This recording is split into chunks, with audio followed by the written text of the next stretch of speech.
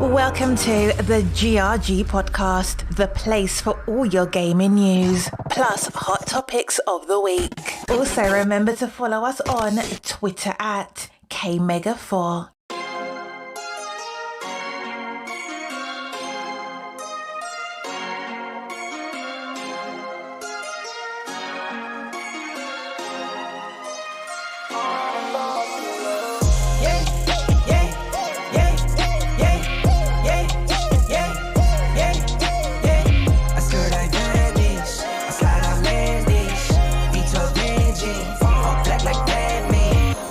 I work in finance. God bless, no, this not by chance. Don't dab me, you're not my man. Don't at me, you're not my man. Mama said don't buy it if you cannot buy it twice. I cop by the tools and I don't pump fake with the price. Always on the grind, I put in work with all my might. I know that he got me now by sight.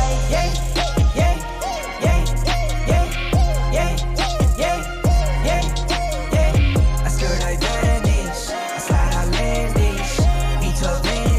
All black like that. Fit 4 days, that's for sure though. Grinding from the grip, no shame, take a photo. Time to take a trip, we head north to the border. Say you feeling up, I'm my favorite type of hoarder.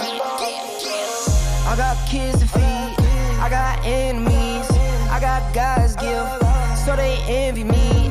Got some friends out in Memphis like I'm Aubrey. Got some friends fought for orange like some autumn leaves.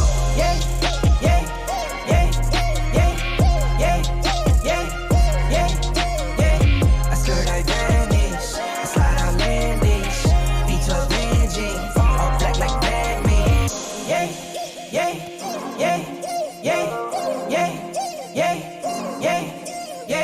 I skirt, I vanish. I slide, I land this.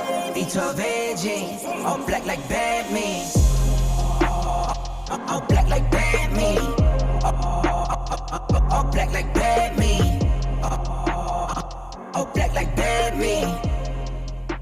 All black like Batman.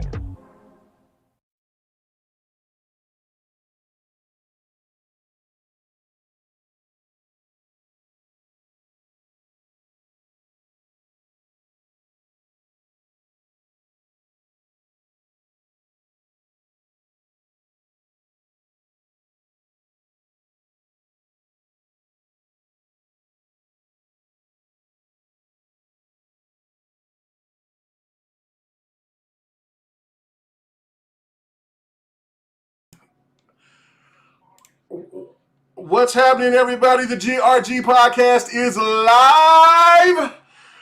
Thank you so much. Yes, you can hear me. Now, I'm gonna make sure that these suckers can hear us. We can make sure that these suckers can hear us. All right, can y'all hear y'all though? Yeah. No. All right, yeah. Y'all hear y'all though? Yeah. Can we? Yeah. So now, let's make sure. Go ahead and talk now, guys. Hello? There we go. Yeah, we got it. The GRG Podcast is live, ladies and gentlemen. Yeah! Listen. He can't wearing a suit right now like he at church. Hey, man, what I wanted to do was let people see this tech in action for a few seconds. You know what I'm saying? No, Lay Lulong. KMEGA's Lay Lulong. That's weird. Lydia, for the win. Oh, disrespectful. Anyway, what's going on, everybody? I thought it was Fair Lulong. It's Lay Lulong. I thought it was the F. Okay, my bad. No, you're young and tender. It's okay. You know what I'm saying? That's your Watch some show brothers, bro. On Netflix. What's going on, everybody? Man, we got a packed house, as you can see, man. Let's go ahead and get to everybody. But first, let's get to our guest, man. I felt so bad last week because my main man hit me up. I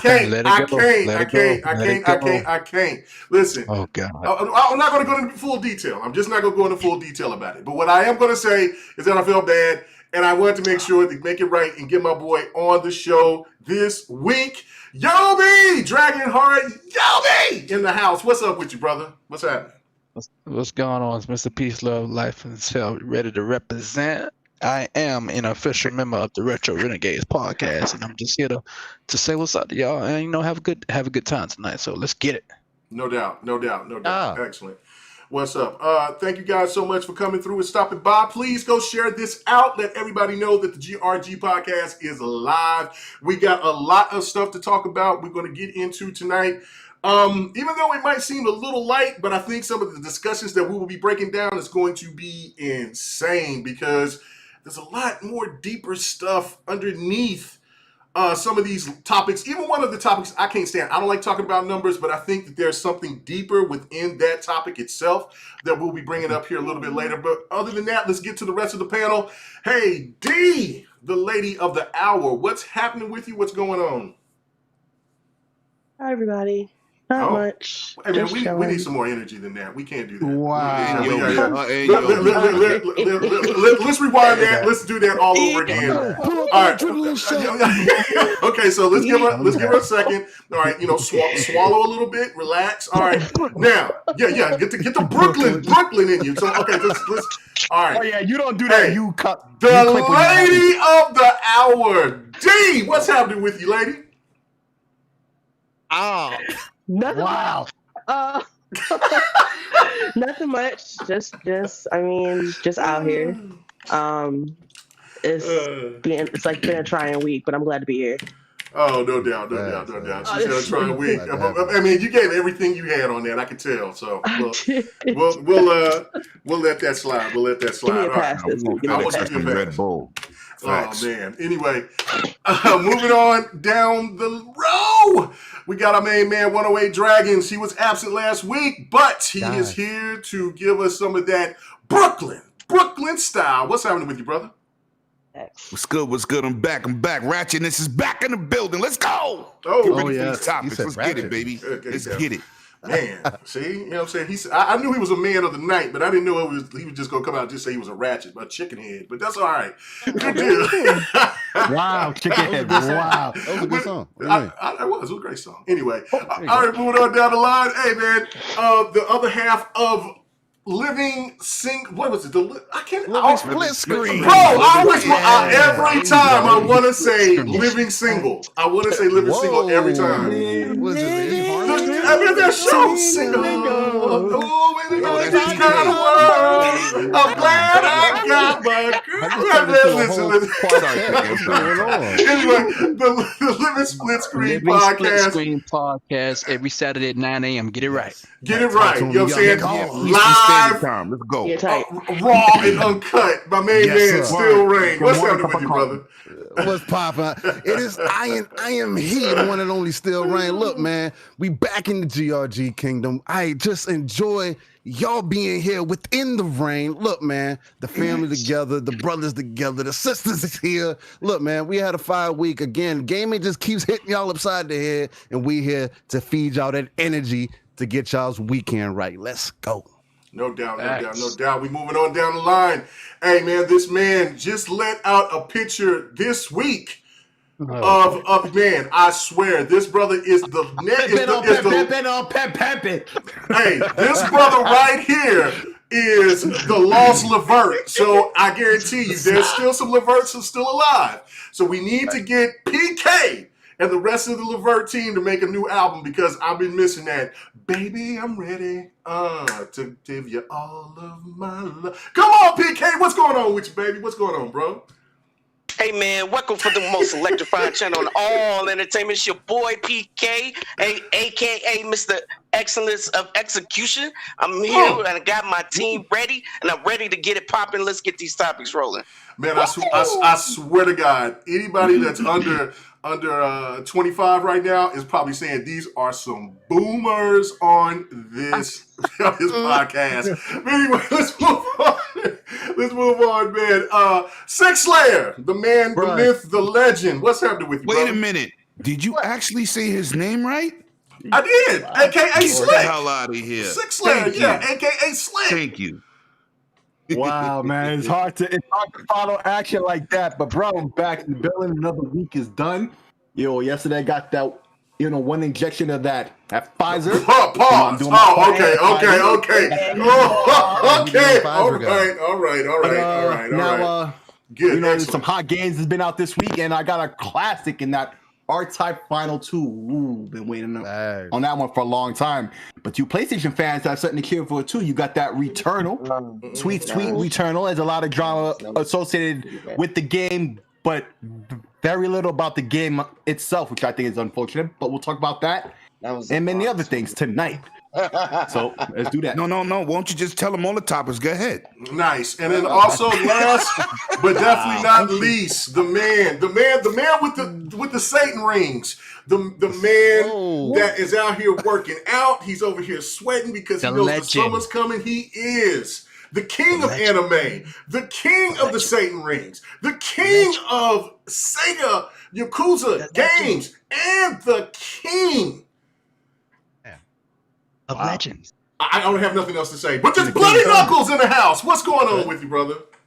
Oh, hi, yo, Mina. You already know what it is. Bloody Knuckles, a.k.a. the Gothic Gamer, your resident anime king, but more importantly, the Mad Dragon of Xbox here to rock it. You already know that we got the energy popping off tonight. So, we got plenty to talk about. So why are we wasting time and not just hop right into where we need to start? Let's go. Man, excellent. Let's get to it. All right, so the very first topic, let's get to it right now. Talking about the game that you're seeing, one of the games that you're seeing right now, and that is Second Extinction. And then we'll talk about Returnal. So again, there's only, how many people has played Returnal? Let me ask the panel. How many? Crickets. Just me. Okay, what? Runaway Dragon. It's only lemon tonight. Hey man, brother. If we gonna talk about Returnal, we need to hear that Brooklyn hype. We can't talk about it. Who has? Focusing on something in my house. Okay, that's fine. But who has played Returnal? Brooklyn. All right. So my boy, so we got somebody who plays. So everybody else, who else has watched the gameplay? I watched an hour and a half of gameplay last night on Addict's podcast. Yeah, me too. There's plenty of gameplay. We got plenty to talk about. Yeah, we got plenty to talk about. But first, who's played Second Extinction? So I guess who else? Definitely, I have. Okay, so all right, so let's start that first. Second Extinction. Let's just kind of make this an open discussion. What do you guys think about it? Doesn't matter who goes first, but mine was fun. I would expect. Well, I would hope that you guys would be gentlemen and let the lady go first. But regardless, I mean, you know what I'm saying. But don't just say anyone can go first and then get mad at someone. I did that on purpose to set y'all up. But regardless, anyway. Sure you did. Hey, thanks for the hook up there, Bloody. But what do you think? Well, the only thing I really had to say is that the game is mindless fun. You just shoot dinosaurs all day. I mean, shit. That's fun enough for me. Okay, all right. D, what do you think? See, to me, Second Extinction. To me, Second Extinction feels like Dino Crisis lacking the horror element and just being an open world co-op shooter. That's what it is. Mutant dinosaurs, big guns. It's literally Left 4 Dead meets Dino Crisis. That's what it is. Just take out the horror element, and you still have that mindless co-op fun that you would expect. That's it. All right. Anybody else? Goddamn game is like to rock. I was about to say. I thought it was like to rock. Yeah. That's definitely one of the reference. Like inspiration for Left 4 Dead to rock. Is that a good fun thing? game. Don't play it by yourself. Yeah. Oh. Okay. I'm along those same lines. I'm with Lemon. I feel like it's more of that Left 4 Dead to rock kind of feel. If you can remember that from back in the day, you know what I'm saying? I do feel what Bloody's saying too. I mean, it just has those examples of all the dino type shooter games that we remember from back in the days, and it has all the excellent elements of that. I think what makes this game unique is how aggressive the enemies are, especially when we coming from games like Outriders, where it's seemingly becoming a thing where developers are like, hey, let's make sure that the enemies are hyper aggressive, smart, intelligent, and that's what you get in Second Extinction. You get a flood of enemies at all times. You can never really predict where they're coming from. It's about moving, being tactical, and it's like Lemon was saying, you gotta be teamwork is a heavy thing in there, from what I have noticed. I hopped in there with Pawn Soul, man, and we played for like a couple hours, and we had a bomb time. I think we only died once one time each, and but it wasn't nothing, you know what I mean? Yeah, I died. I dropped back in. He ended up dying before I could get back, and I came in. We was able to finish off the dinosaurs before he ended up actually passing out. So it seems like a good time. You're grinding out for your gear. You're getting the upgrade points. I know that's one thing that may throw some people off in the beginning, because I didn't even notice it in the beginning, because it's not like the game explains it to you. But again, I didn't play the tutorial. But when I play games like that, it's just kind of like, let me just hop into the game. I can pretty much figure it out. But so maybe the tutorial would help also. But I didn't know that you had to actually buy the upgrade points to then slot them into your, whether it's your weapon or the different abilities that you have, or whatever the case might be. So I feel like the game has a lot of potential for a game that's in preview, that's on Game Pass. It has unlimited potential, and I think as long as people support it, there's a large crowd ready for that Left 4 Dead vibe that's really missing. And I don't know if y'all were really into that scene. I know I wasn't, but I know I had plenty of friends, and I knew plenty of people that when Left 4 Dead 2 was like at its height, and even after it fell off, they were heavily invested in that, and it was because of the action, because of how the zombies and the horde works in those games. So it has a lot of potential, man. I'm excited at any point to jump back in it if anybody wanted to get into it. So it's the fact that it's on Game Pass, man. A game like that's you could just jump into, have some fun with, get in and out, and just have a good time with your people, man. You know what I mean? No doubt, no doubt. Hey, man, Kid Smooth in the building. Thank you so much, sir. He said, sub everybody. He says 50 more games getting that FPS boost. What y'all looking forward to? Yeah, I did see that. I don't know how many of those games they were, because I've been busy all day. My homeboy came over at like 9 o'clock in the morning to want to play Tekken 7. I'm like, bro. And then my son comes over and wants to play me in some Tekken Tag before the show. So I'm like, damn, y'all got me busy. But I did see that, though, while I was scrolling through looking at some stuff, just seeing if there was any extra news to talk about. And I don't know. What do you guys think? Is there what other games did they add to the FPS boost? I don't know if they put out a list, but I am hoping for them to bring some of the Arkham games back. I think Batman Arkham Knight is the only Batman that I really was able to play. So if they were able to give him that, bring that game back, and bring the other ones back, the first, I think it's the other two actually, because there's a collection of 3, right, in total, right, for the Batman series. If they can bring that back, really 4.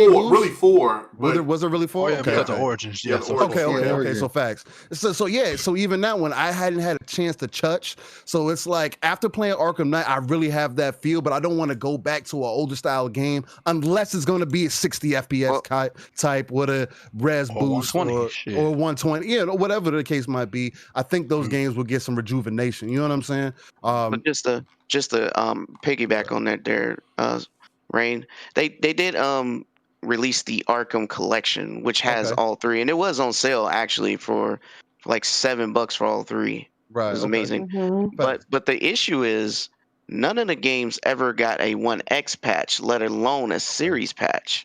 Is it even available on PC? I don't mean to interrupt. Yeah, it is. I played PC? the first one on PC, and I have Arkham Knight. But the thing I wanted to say that might be what I need to do. Arkham Knight, I never ever was able to play in 60 frames. So even on Xbox, so I never played that one. If this was to happen, I agree with you, Rain. That would be a big pickup. I'd love to play that game finally at 60 frames. That's what held me back. And I agree. I mean, not just 60 frames. Like, I legit would like them to actually do a proper optimization of the game. Because, like I said, it was one of the only games that did not get a 1X patch. Like, I mean, Ninja Gaiden got a 1X patch. Like, come on, man. Like, before we can, that's gonna come with it. Like a proper, 1X patch, so we can see their higher textures, the graphic fidelity, everything, not just frame rate. I mean, the game looks gorgeous, and it's not even optimized. I mean, think about what it would look if it was gorgeous, right? I mean, optimized. You know what I mean? Yeah, no, the game looks fantastic as is. So so now that boosts it up to 70 games that will have a boost, and that is amazing. How many games on PlayStation's got a boost? There's not that Messy. many.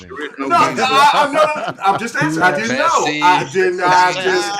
How is that? See, you know what's no. Hold on. You know what's nasty. Guys. Hold up. Yeah. He's not wrong. All the PlayStation Pods games get a boost, No, right? I know he's No, not wrong. think about this. They get a boost, right? Right. It's just a boost in price.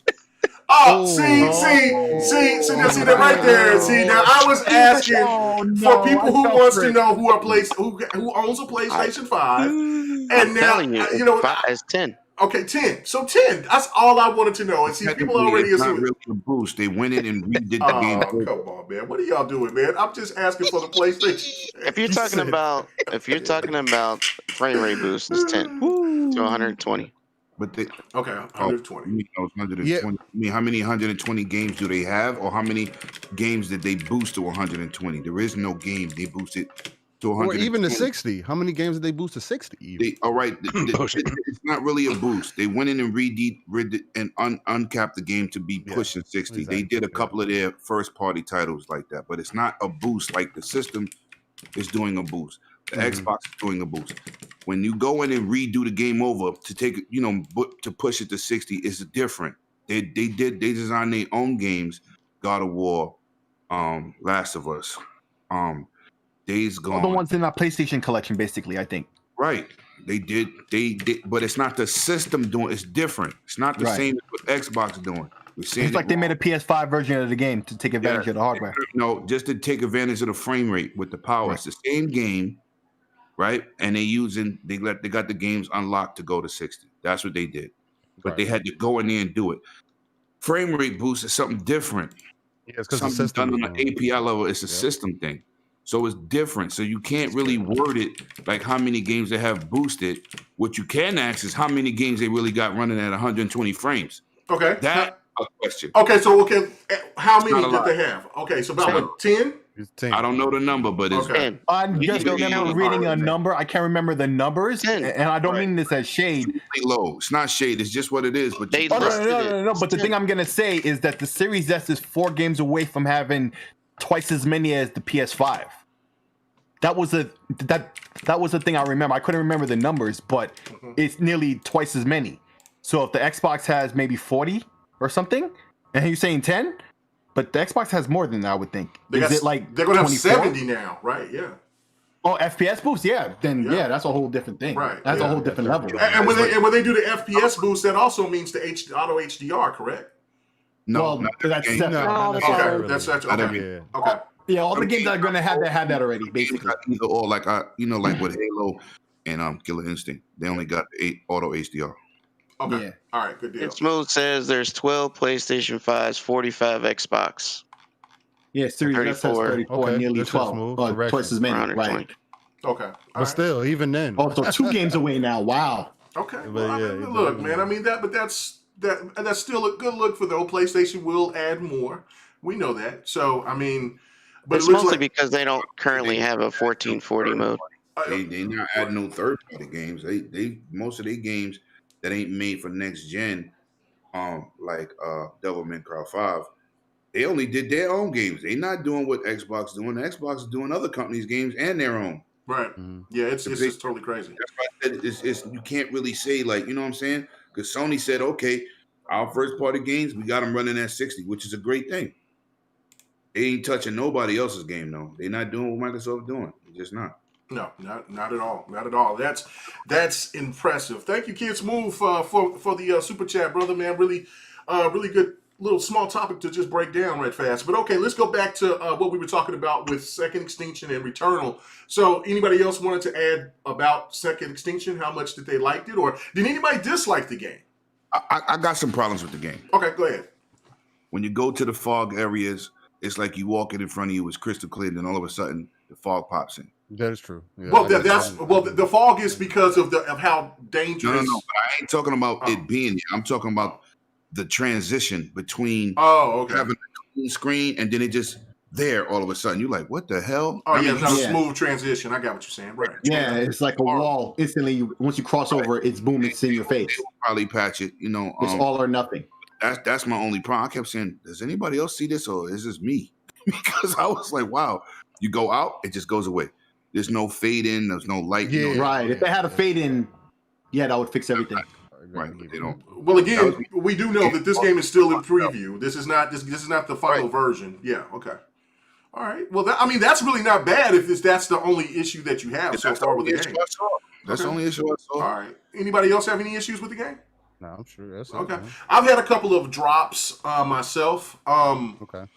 Not as bad as Outriders, but I've had a couple of drops. Was playing with just some randoms, and then also was playing with Don.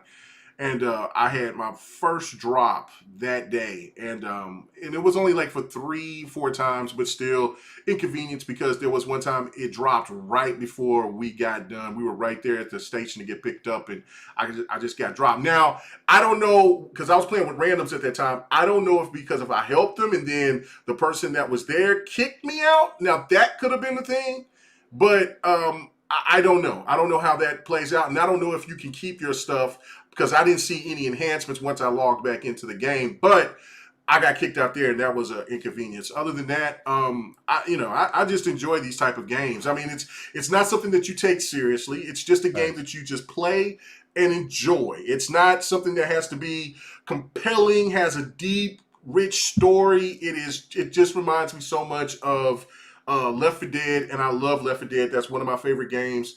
And just a co-op shooter. I dig all of that. And of course, with the dinosaurs, the more I've seen like 2 new variances of dinosaurs when I got into the really green mist area, and it looked like a crazy looking bug-eyed raptor, and then there was another creature that was there. It was purple. So, and so again, that just lets me know that they're going to add more to the game. They also, this is like the 4th season. So the Latino character is also, he's part of this he's a new character. So that gives me hope as well that the game is going to keep progressing. Something that a lot of people have a lot of questions with Outriders. So again, I think that this game it's all about content. If they can keep bringing the content, I think this game could be fine. I don't know. Do anybody disagree with anything I got to say about that? I think game preview, man. I don't know why anybody's tripping. Just give feedback and let them. I mean, Grounded is freaking fun as crap, but it is. Look at where it was and look where it's at now. I mean, I don't know if you guys play it, but yeah, I haven't played it lately. Yeah, no, I haven't played it in a little while. I know I put 800 hours into that game, and I'm telling you now that my wife probably up there with you. She probably easily got 1,000 hours. Wow. That game is addicting.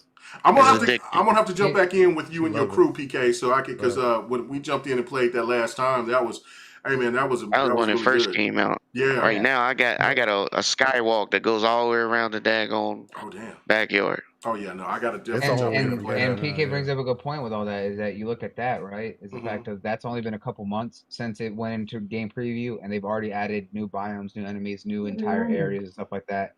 Same thing's gonna happen with Second Extinction, right? It just launched. Yes, it's been probably on PC or whatever for a while now, but it's just hitting consoles for the first time. Just give it time and see where it's at here, and then maybe in 6 months from now, it's going to be completely different with a ton of new content. That's what these preview programs are for. It's to help build out a game, and you have a chance to help be a part of it. That's what it is. No doubt. I totally agree with that. All right, okay, so let's get to Returnal. All right, so there was only one person that played Returnal hands-on, so let's go to Lemon on this. What is your thoughts about the game? First, give us the good, because I'm hearing a lot of good about it. What do you think about it so far for what you played? The good is the shooting mechanics. It definitely looks next gen. The progression in it. It's just an awesome shooter, man. It's like Rico on steroids. You know what I'm saying? Housemarque is a very well-known developer for making Resogun and Ex Machina, and they took the frantic shooting from those 2 games, and it's action.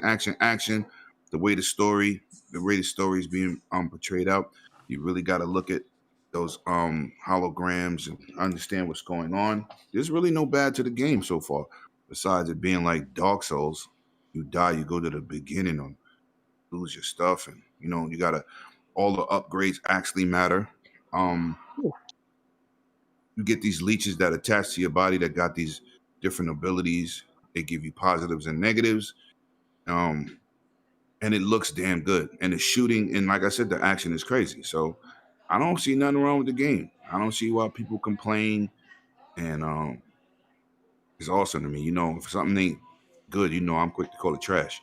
So definitely not that. It's definitely a game. It's not a system seller, but it's something if you had a system, pick it up. Facts. That $76 bit me in my ass, but yeah, that's the question that I was going to ask you was do you think that this game worth the $70? Yes, it's a full game. It's not no partial game. It's not no, and they also have an $80 version too. I ain't buy that one, but it's a good game, man. It's a good game. It's something refreshing, for first party for them guys, and it's a good situation. I don't see no complaining about it. All right, no doubt. Before I ask you what you disliked about the game, let me go ahead and read the super chat. It was thank you so much for it. Was it easy or was it Ismay Easy? I think I said that right. Ismay Easy. But he says Isma Easy. Thank you. Says since 2004, I've never owned another gaming device than PlayStation. But like King David said, Microsoft has transformed my phone into a portable device. He also says, thank you. He says, Microsoft made me a bigger gamer for cheaper. Microsoft convinced me with their vision of the future. Microsoft made me bought 2 Series X. There's a major shift going on in the industry and nobody is seeing it. Oh my goodness, bro. He a spy. Get him up out of here. Hey, man, bro. No, man. Thank you so much. Thank you so much, man. And then Verge Brizzle, he says, Mega, is it on Mega, is it my OLED or does second extinction looks very dark? No, I think it's just dark. It's just dark because I'm playing it on my QLED and it's dark there as well. It's just some things that they're going to have to iron out, or you're going to have to what is it, the bright or the gamma that you have to.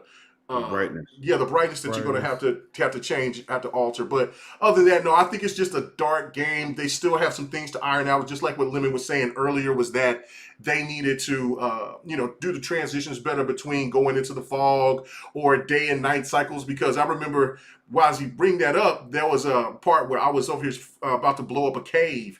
And it was nighttime, and then it just turned to day. There was no smooth transition at all. Right. So you did that to me too. Yeah. So I mean, it's in preview. I mean, if anybody's over here telling you that the game is garbage and it's trash and it has a lot of bugs and issues, the game is in preview. It says it in big ass bold letters, preview. So that's some things that people have to put in consideration. But thank you guys so much for the super chat, and we will get into that discussion.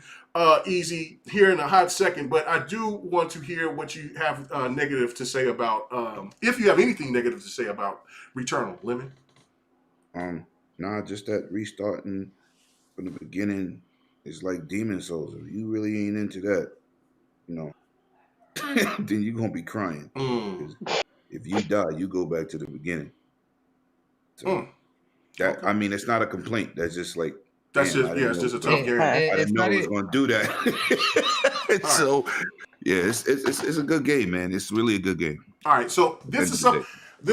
Anybody else have anything that they want to interject about Returnal before I get into? Yeah, I think everybody else needs to, because I have something that I found out Saturday that I've even found out more information, and so I want to lay that down to you and see what you. Are we talking about the game and the gameplay itself, or are we talking about? Well, we're just talking about now. Since everybody else hasn't played the game, now we can just kind of give our thoughts of what we think about it from what we've seen. So, Facts. I just wanted to talk about the fact that instead of the community talking about the game for its merits, a lot of people are just using it for console warring, and I'm seeing it from both sides, and it's just ridiculous.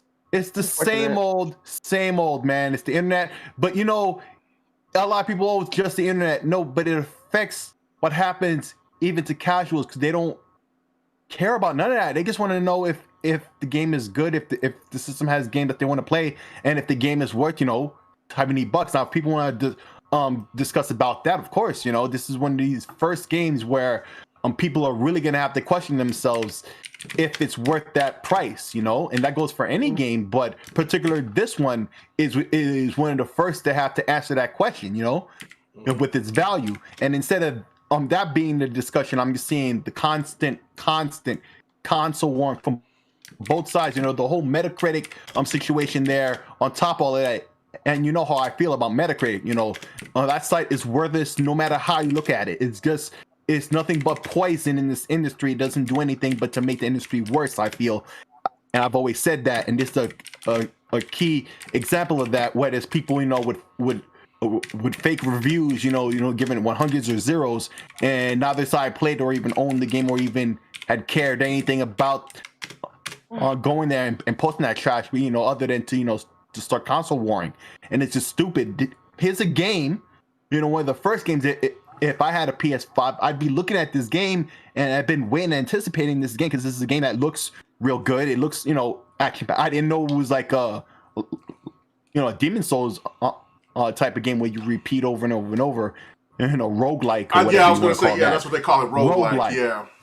But I hear even with the roguelike aspects of this game that you don't really keep anything. But it's different. I don't know exactly how to explain it because I'm not exactly familiar with it. Maybe let me break that down a little further or something. But it's a roguelike style game. That's what it is. It's just but do you keep abilities and stuff or what? Because I'm hearing you don't keep anything but money. You lose everything. Everything. No abilities are kept that you can upgrade yourself with, and nothing like that. Everything gone. Okay, that's what I thought I had heard. But no, there are certain permanent upgrades at certain intervals. Permanent ones, but for the most part, realistically, people aren't realizing that it's roguelike, right? It's very much roguelike. Everything you get. I was hidden from us until the very end. That is really was, and it keeps being advertised as so. Yeah, but people are not. People are not paying. Yeah, they've been saying it, but people aren't paying attention to that. Right, I didn't know. That it's procedurally generated. Every death is a different loop in a different run. Just like if you were to play something like Binding of Isaac or any other game that's a roguelike, like Hades or anything like that, is that you pick up weapons and upgrades within each run, but when you die, you get sent back and don't have anything, have to start over. However, it does have certain moments where you get permanent upgrades that persist. There is a certain currency that's permanent that persists. And there are certain moments that break up the long runs, but it's not short compared to most roguelites. Most roguelites are anywhere between 15 to 30 minutes.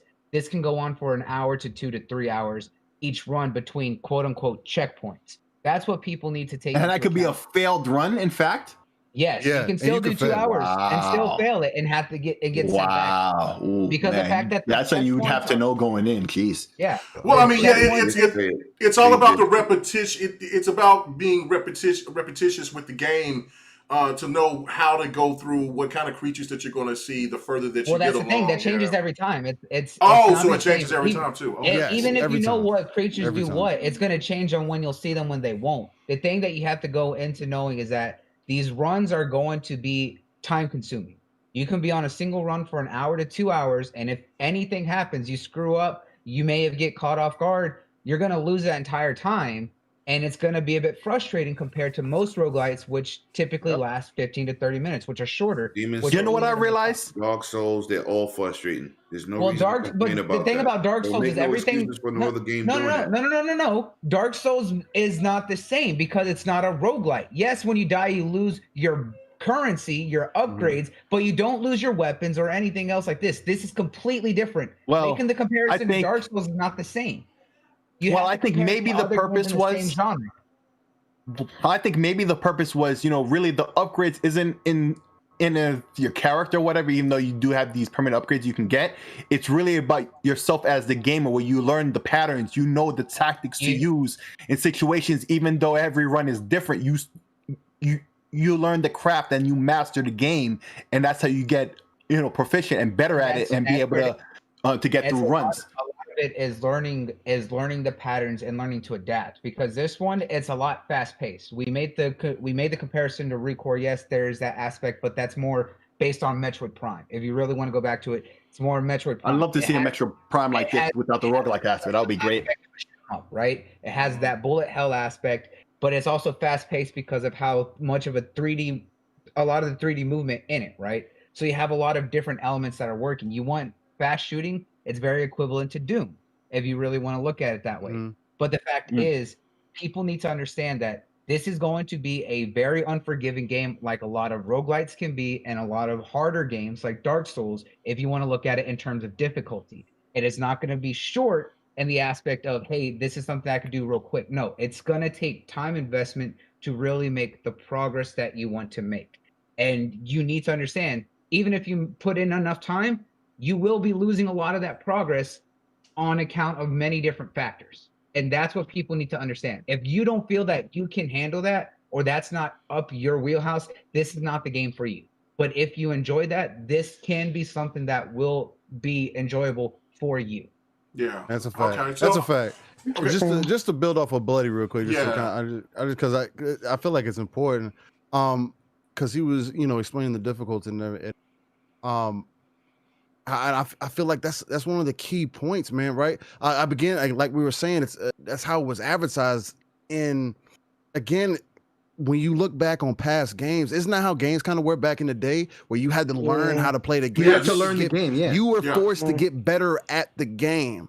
The game didn't get easier because you played it for a long time and you found stuff. And see, what's a problem for me, because what I'm seeing in the community, there's so much outroar about what the game is trying to do that they're now considering setting up save points. And not to say that that's a bad thing in the long. Yes. It's already becoming a thing where they're already the little talk in the streets. Oh, maybe we should start looking at creating save points. And again, but that's not what the game is created for. But if you don't have enough players that are willing to jump into the game and they start finding out that the game is like that, exactly how Bloody was explaining it, because he explained it perfectly. Like for me, I would love that. I would enjoy that.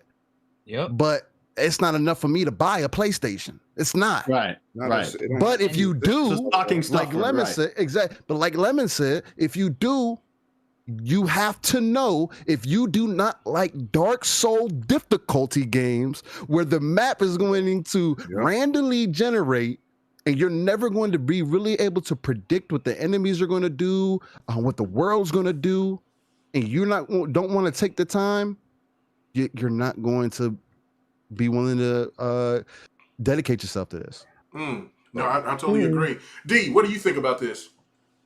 About what you've seen or heard about the game? Well, so I am those people that you guys are warning. I learned many years ago that some games I want to play and some games I want to watch. And I learned that back when Cuphead came out, and I got my ass handed repeatedly. So I already knew from jump that I wouldn't be interested to play it, but I would be interested to see it. And, it's one of those things where it's just like, just because I don't want to play it doesn't mean I'm going to down it or insult it. I'm genuinely curious to see what it looks like. The trailer that I saw looked good for it.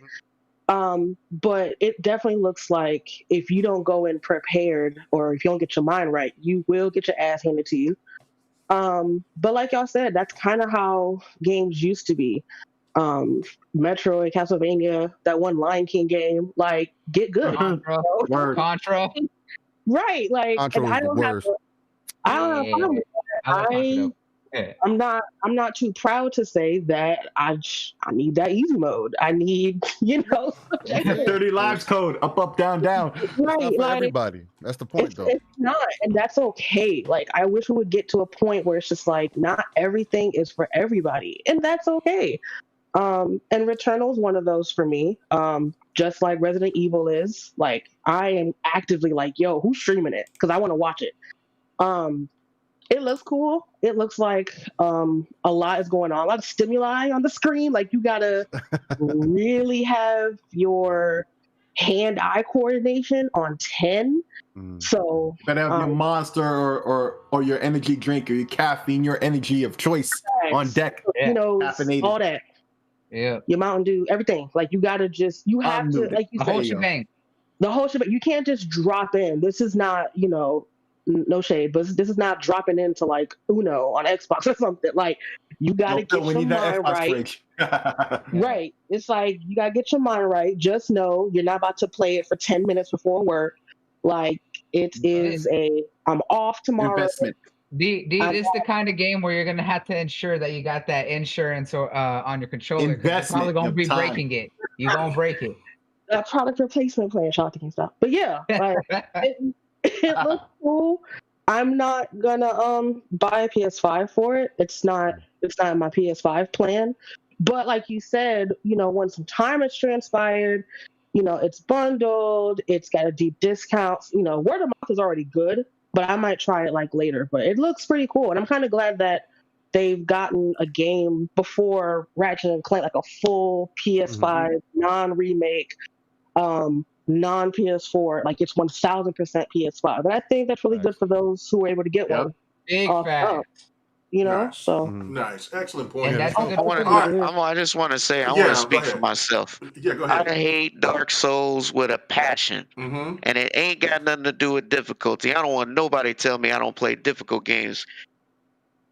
Once the one person in any of these chats tell me that they can beat Streets of Rage on the Master without taking, let me tell you, on the hardest difficulty without continues. Hey, you nice, but what don't you like about it, though? We get it, you nice, but what did you like about it? Dark Souls? I don't want to get into Dark Souls right now. We was talking about Returnal. There's also a difference. Wait a minute. Hold on. I'm in range. Let him finish before y'all try to jump Let on. him finish. We got a large panel. We can't be going back and forth for 5 hours. Come on. Yeah, come on. So all I want to say is, Hey, man, Returnal. Why you sound like you want to bang on breakfast? Relax, Brooklyn. Hey, all right. So All right, then. when it comes to Returnal, Okay, see? I feel like know, right? Returnal is, if it's a solid game for those who like it, let it be a solid game. But it ain't got nothing to do with difficulty for me. I play difficult games. When you can play Metroid Prime and not die and get it done, that's how you do it. When you can play all these other games, I got hours and hours and hours on difficult games, but that has nothing to do with it. I just do not enjoy the way the game is made. I don't enjoy the combat. The story is. This is 2021. They don't even do co-op right. I don't like it. But that doesn't mean that the next man may not like it. So they can have their game, let them enjoy it. Who cares? We shouldn't even be caring about what they're doing. If they want to spend $70 on that, that's cool. But I stick with my PS4 until I found I can validate for myself if it's a good time to move up. And I honestly feel is when the PS5 Pro come out. That's when I feel like this is a good time to move up. But as of right now, not for me, not for PK. All right. Okay. Cool. Okay. All right. Yobi, what is your thoughts about Returnal? Don't have no thoughts. Next. Whoa! All right. Okay. My God. All right. But no. Living, you're absolutely right. Y'all know what I'm saying. Summing up what it is. The game's great. It's beautiful. It's good for anyone who has a PS5. If you don't got a PS5, don't worry about it. They're good. All right. So let me make this point though too. So before we get out of here, I can go fast. Let me make this point as well. Okay, so I was watching GWG Saturday, right? And so they posted it up there, the game, because you did say that there was an $80 price tag for it. No, there's a deluxe. There's a deluxe version. There's a deluxe version for $80. For $80. Now, there was something there that was really, really strange within that deluxe. And all you have to do, if you have a PlayStation 5 or a PlayStation 4, you can go, and I'm sure you can look at that game up, and you can see that it says that it has a soundtrack, some kind of booklet or something for the PlayStation 4. Now, that made me think, is this game capable of coming to the PlayStation 4 at a later date? And let me just go one-on-one. I mean, just take a turn. I'm gonna start with this. Huh? What, yeah. Let me go. Let me go to. Well, then let's go straight to you on this one, Slayer. Do you think that this game is, because they give this indication that this game could not be played on the PlayStation 4, but they got a deluxe version that people can get if they pay $80 for a game that's not going to come out on the PlayStation 4, but enticing people to buy something for a booklet or for some music or something. Does that sound a little weird to you? Do you think this game could be capable of going to the PlayStation 4 at a later date? Well, as for being on PS4, from according to what Digital Foundry said, right? And it's not the be all end all, but from their pixel counting and whatnot, this internally is a 1080p game, and they're doing upscaling tricks and blah blah blah and checkerboarding and whatnot. So if at base the PS5 has to run it internally at 1080p, that doesn't bode well for the possibility of a PS4 version. They would have to drop resolution and all types of things to get it to even run smoothly. This game is known for being smooth and fast.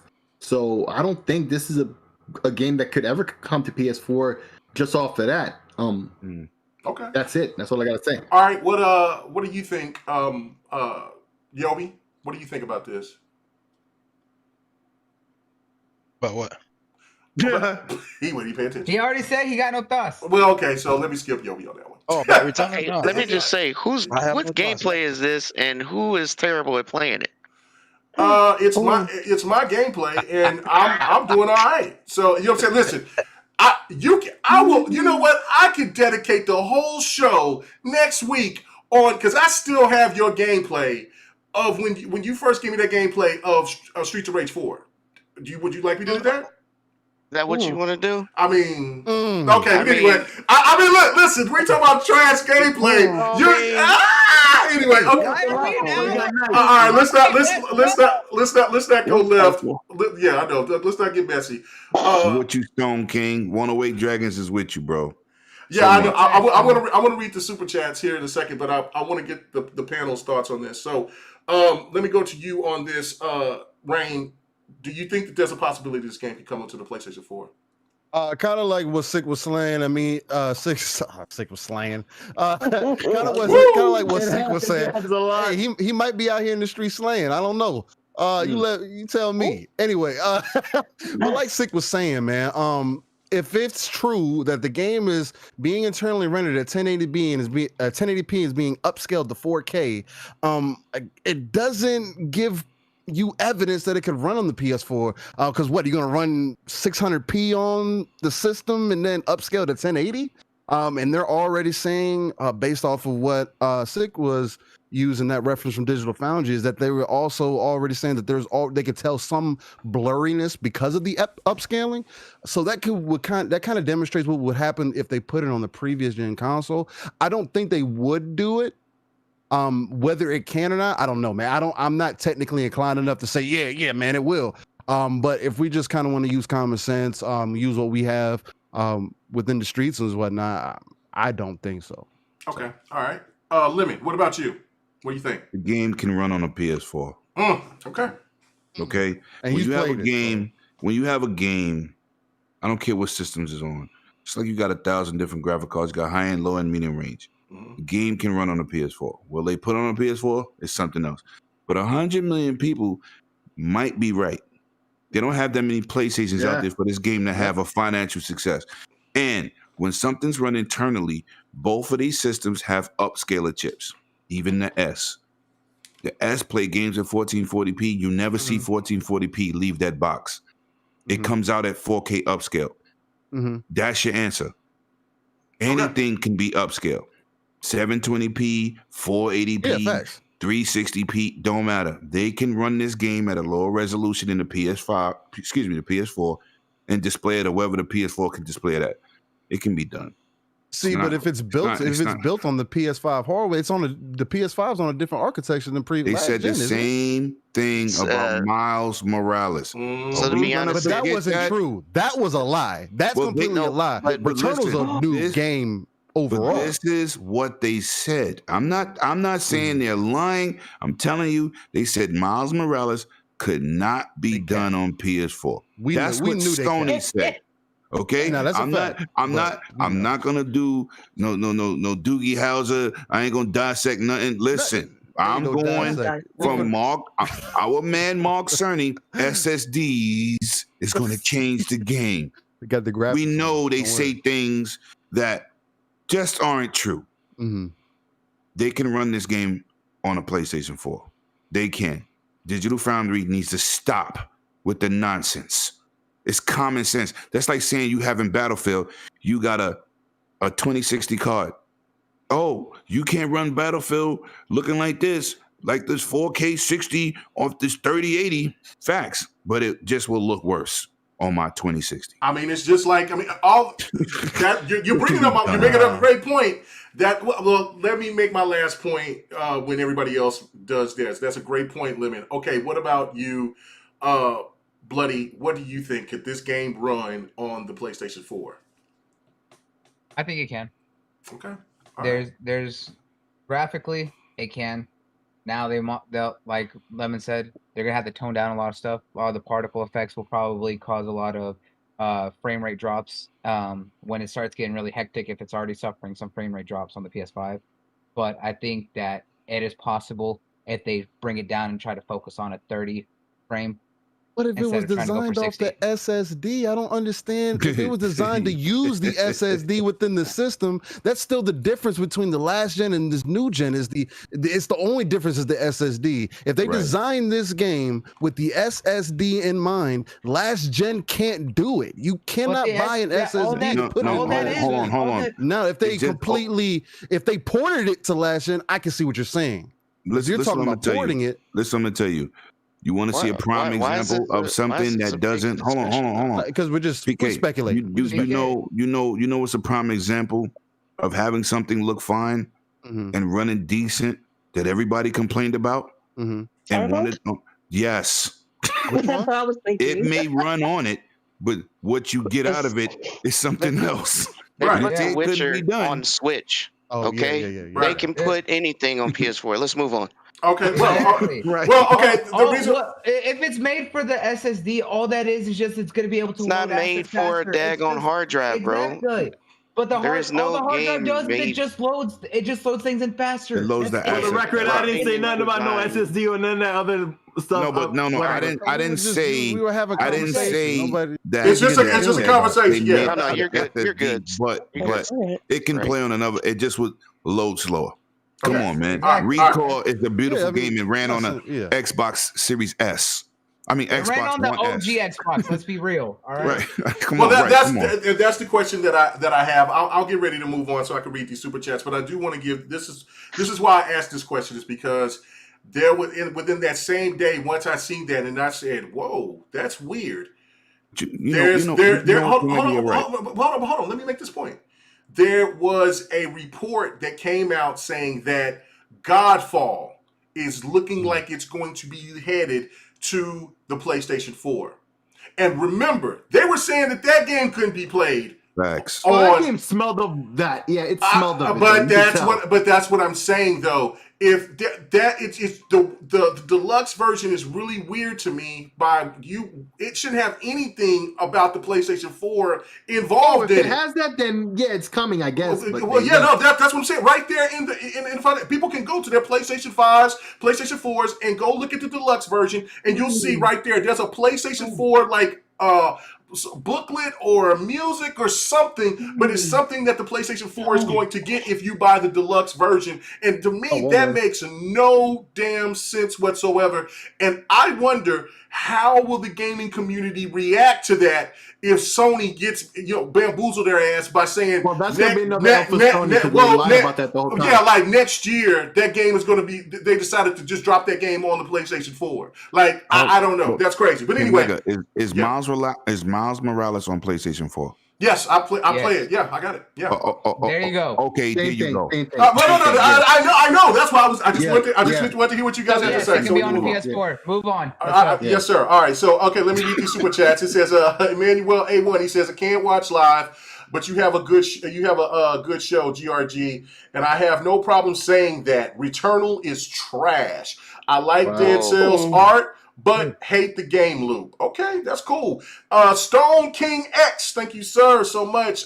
He says on my Xbox, Series X and Xbox Series S, don't see the need to bash games that won't come on my platform of choice. Have fun and play games. Absolutely. I totally agree with that. And what is it? Mr. Easy. I'll just say easy. You know what I'm saying? When I get tongue-tied on a word, on a name or something, I'm just going to say one of the names. Easy!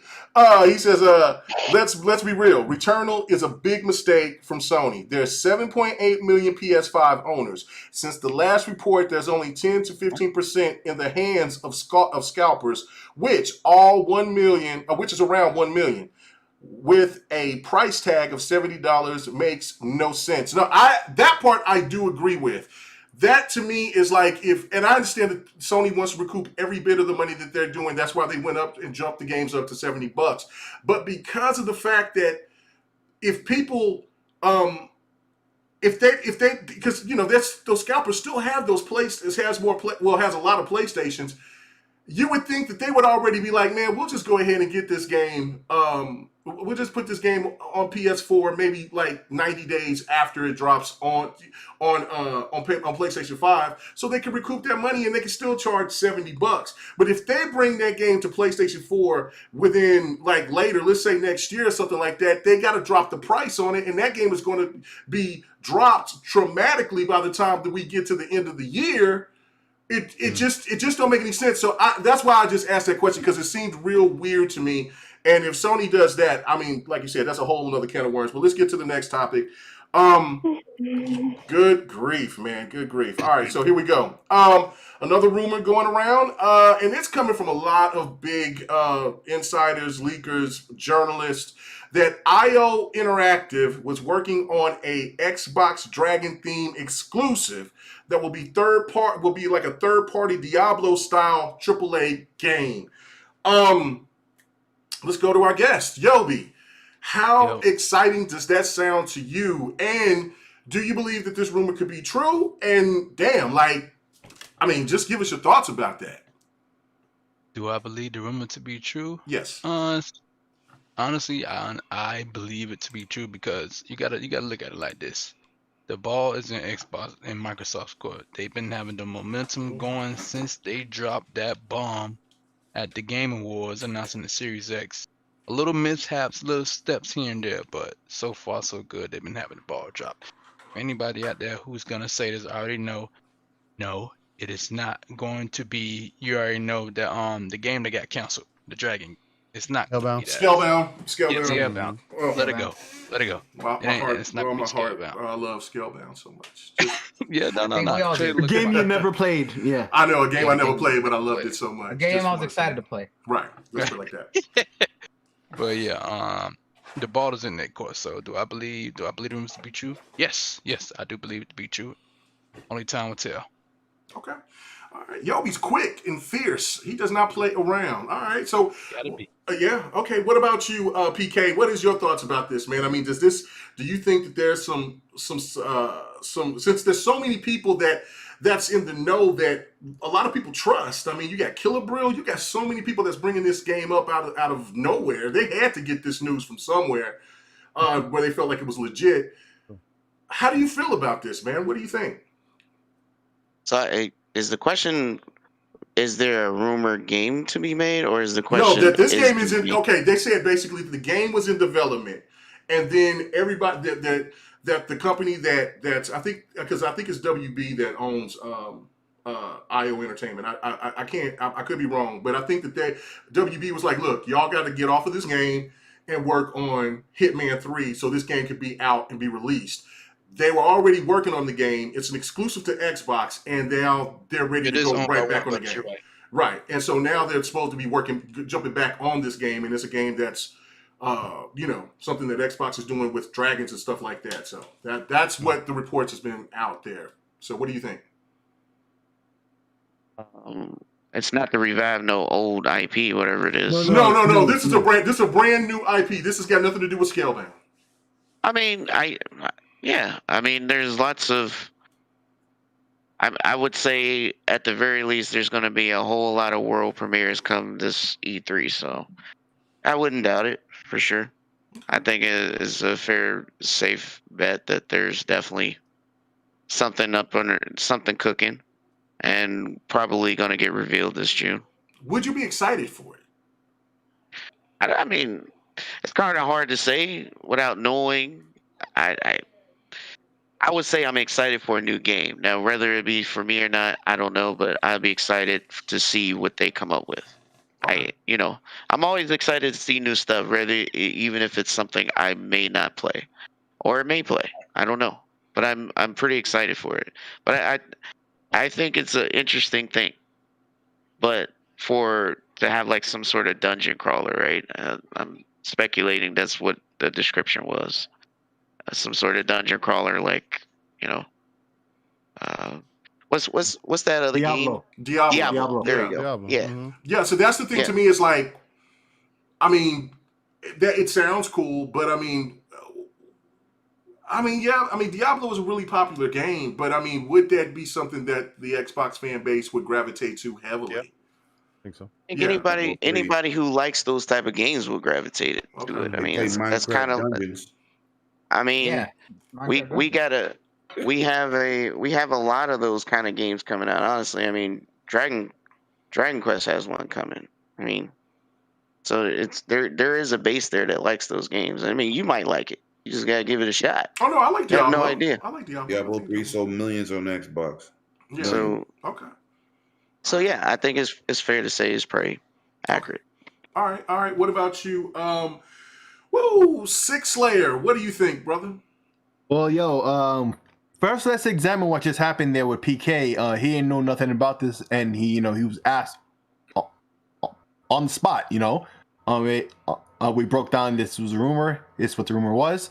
And the first thought out of his mind was about Scalebound, because this has dragons involved in it, and it's just like, thank God it's a rumor, because this is just so early in development and whatnot. In fact, it was paused, so they could work on Hitman, and now they just jumping back into this. And with the Scalebound situation, I hope they learned the lesson not to put something out too early. But thankfully, this is a rumor. But based on the pedigree of the people who are claiming the rumor, and how that goes with these so-called insiders, but these are a group of people who have put accurate information in the past. So and a lot of them are saying it. So if you ask me where I sit on it, I think it's probably real, but it's not something we're going to see for a little while.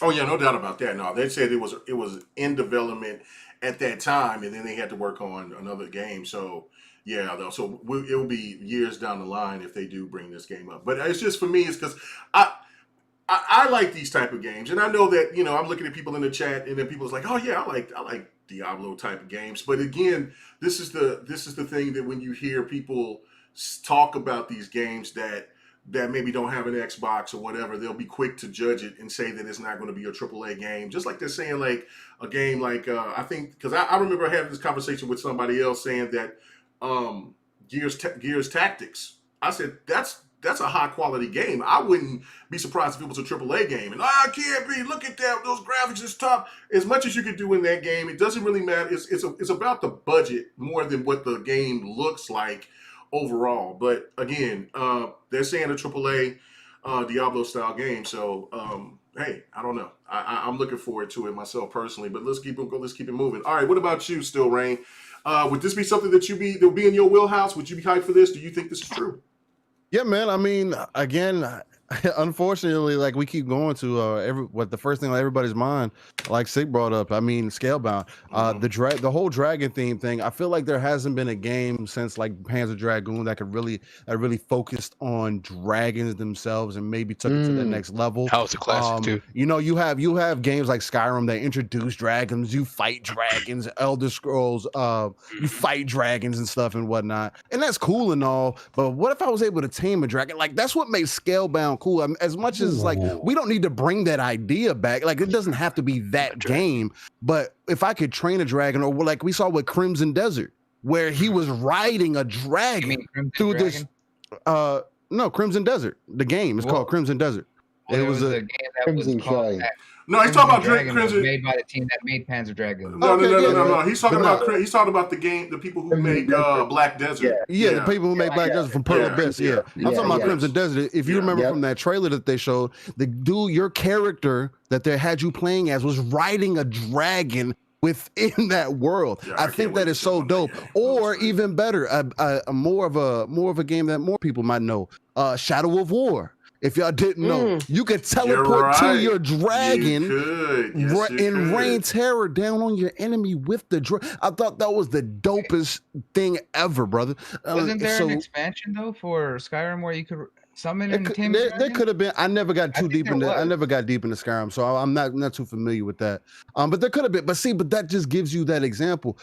There is so much that they could go that they could do with that. You know what I mean? Like there's so much imagination that could be put towards that, and there hasn't been a game other than a Star Fox kind of game to really put that into life. So yeah, man, I'd be excited for it. So No doubt about it. No doubt. All right. Okay. What about you, 108? I'm definitely all in, man. I play games like that all the time, so it'd be awesome to get that genre exclusively for Microsoft. And let me clean this up. Gears Tactics look better than most people first party games. Talk about it. Stop. We gotta stop. Talk about it. We gotta stop. Yeah, I had this long discussion. Like it's not a triple A, and then because I was bringing up that, and I was bringing up Dudes don't even know what Wasteland 3. AAA means. Yeah, Just right. like they don't know what RDNA 2 means. Right. They don't know what it means. They just say it. It's a Stop. wrap. It's a wrap. Oh my God. Okay.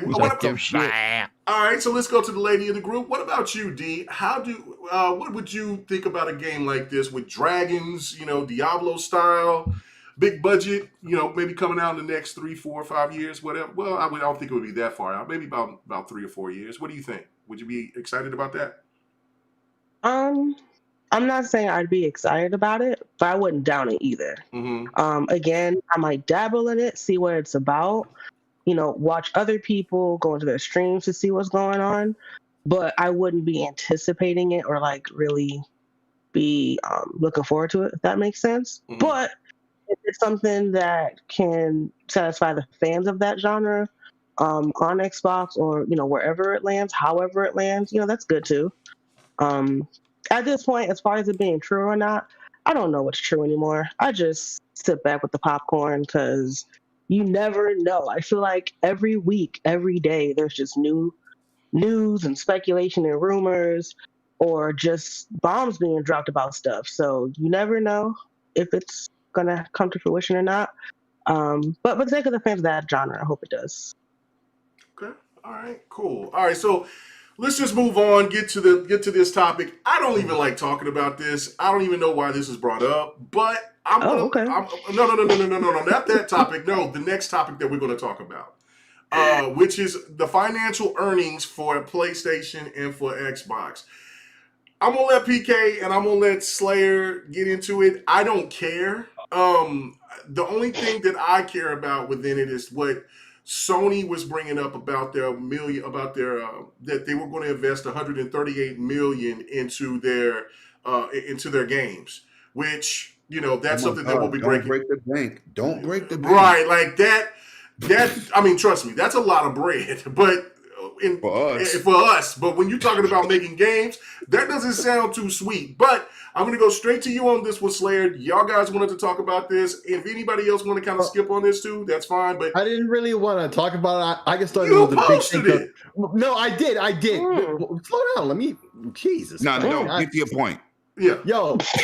Right. Let's talk about it. Let's get this out of here. Let's get this over with. All right, let's stop talking about it. Yo, I just thought, Microsoft and Sony, put out those financial earnings, and I thought it was, a good topic to discuss. I never said anything further than that. I mean, if you don't want to talk about it, let's not talk about it. Well, no, I mean, talk about it tomorrow. I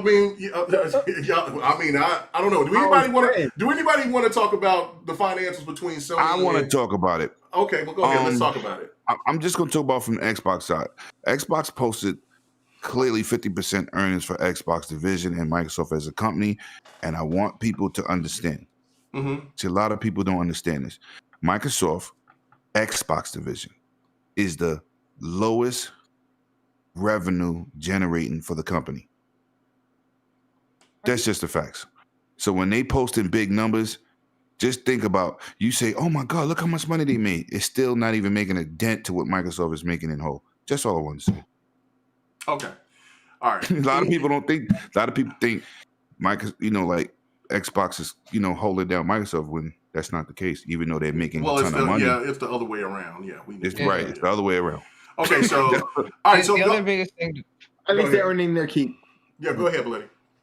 Well, I'm gonna kind of just jump in with what Lemon pointed about the Microsoft numbers. Is that all in all, these numbers show that Xbox absolutely has become a powerhouse, and it continues to make money, even if they, in the eyes of certain fans or zealots or whatever you want to be, right? It doesn't matter. You can say that they're not selling anything. No, they're selling. They're just not going to tell you what they need to or what you guys want to hear. But no, they're doing it. Their hardware division alone in one quarter was up 232%, which is based around the hype and excitement that the Series console launch did. Now, note, that's just one quarter in 3 months this year compared to the same 3-month period last year. Because remember, last year they were basically at the end of the generation, not focusing on selling the Xbox One, the One X, or any of that. Yes, they were getting the leftover residuals from all their holiday sales, but they were focusing the energy and excitement towards the new console launch. And that showed what they did between November, December time at the end of Q2 and now what they did in Q3. Their services, what they've done with Game Pass has completely been growing, and you're seeing that continued growth. And again, you look at a year ago, they were at 10 million subs at the start of 2020. Now, a year later, they've doubled that at 22 million. They have absolutely doubled down on everything and are bringing in money and numbers that people just can't comprehend because they don't understand basic economics and understanding these kind of financial reports. The baseline of it all is, guess what? They're not concerned with your console warrior BS because of the fact that they're doing the right thing and they're making the money and it's showing. And as Lemon brought it up, this is the lowest financial generation for Microsoft. They're seeing this as, yeah, they're investing billions, but guess what? They're still making more than enough passive income off of it that they don't care how much they're putting into it because of the fact that they're making it back. They're making the kind of money that no one else can understand that is on the lowest end. That's not taking the cap. Exactly. Right. Yeah.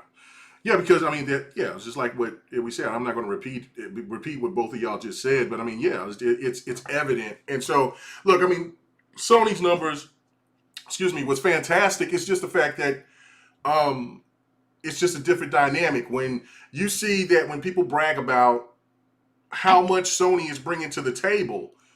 Well, I should say how much PlayStation is bringing to the table, revenue-wise, for Sony, it's amazing. But Sony isn't, they need that lifeblood from PlayStation. Xbox doesn't. And that's why you see the situation. And this is what I really rather would talk about if we want to talk about numbers, is what PlayStation is trying to put into what they said that they were going to invest into their games. 138. Let me just make this point. The Witcher 3 was $46 million to make. Mm-hmm. That was what, 5-6 years ago. The Last of Us 2 was upwards of $100+ million. Yeah. So I mean, so again, where's all? So if you're putting 138 million into your IPs, into your studios, like what kind of games are you going to be presenting? I mean, The Witcher 3 that was 6 years ago for 46 million. Every game that's considered a AAA is got to be 80 million plus. You know what, KMEGA? You're getting on my nerves. You forgot that they bought Crunchyroll. What's wrong with y'all? Bro, I know. I'm sorry. They bought Billy too. They got Billy too as well. Let me say something. No. If you're gonna bring that up, guess what? The fact that that's still in litigation and they haven't solidified that deal. On top of that, let me say something, man. That is up in here. Y'all want to talk numbers, but I haven't heard nobody talk about big boy numbers yet. Look. Oh my God! Let's talk about official reports. Let's talk about official reports, right? Oh yeah. As of the 27th, right? we've got the report that Sony, off of the gaming network services division, has generated revenues of about $25 billion. Right? Keep that number in mind. They've only made a profit of $3.2 billion. Okay, keep that in mind also. So you got $25 billion, you got $3.2 billion. That's a lot of goddamn money. You know what I mean? For the typical person, that's any. But we talking about giants, right? We talking about gods, right, amongst men. Listen to this. Microsoft is reporting that they made $41.7 billion, right? And they've made a net income of $15.5 billion. Microsoft is seeing their money. Yo. You know what I'm saying? They're on the back end. Look, you're man, not gonna do this to people. You're as gonna a hustler, stop right there. as a hustler, I know my product is getting to my customer, man. Y'all are buying, y'all are investing. They see the plan. If y'all don't keep serving that hot rock over there, y'all might go out of business. I'm gonna stick to me over here. That's it. Let me let you know what to go back to grinding. Oh, I'm sorry. Oh, please go ahead, D. Go ahead. I'm sorry. I just want to spit some So to kind of piggyback off of that, I'm going to take it a different route. I don't know about revenue and divisions. This is something I need people to realize, and it kind of, for lack of a term, kind of pisses me off when people are like, oh, Sony has moved this many units, Xbox has moved this many units, and it's just like, okay, we're not 6 months in.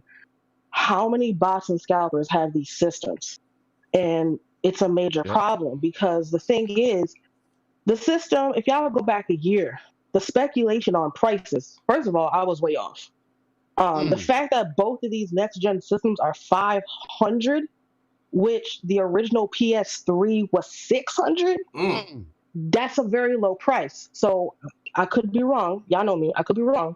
But I feel like Sony was like, all right, we'll make our shit $500, but we have to make our game $70 to kind of make up that back end. That's exactly the point. That's exactly what they did. You're not going to sell to one person 10, 15 PS5s, but you might sell them 10, 15 games. So let's bump it up $10 or so to get that back. The problem is all these scalpers and bots are picking them up. One UK group was like, yeah, we got 3,500. That's 3,500 units and not one $70 game being sold. So it's actually hurting companies to do, the scalping business, especially with the PS5 and Sony. The only way you can play a PlayStation game is by having a PS5.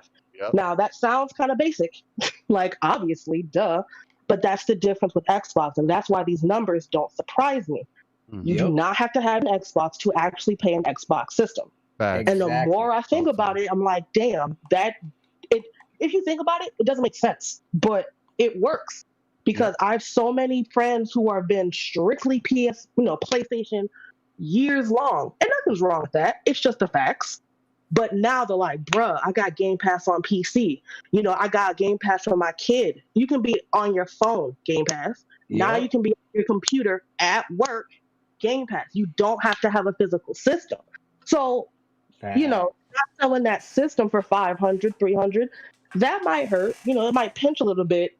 But if you're paying that $44 every quarter and multiple people are doing that across the board, the numbers are only going to get higher, because buy the system or don't, Xbox is going to get your money regardless. Literally on every system, tablet, work computer.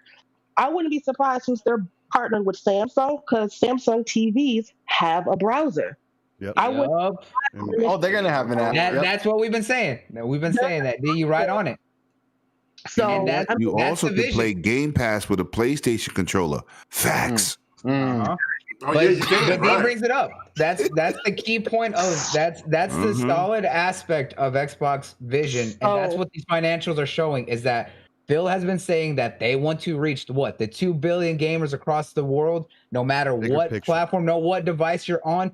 That's what they want, and that's what these numbers are showing. That's why you see a year's time double up on their services and how much their income is growing from that. That's why Bloody D wasn't finished, Bloody.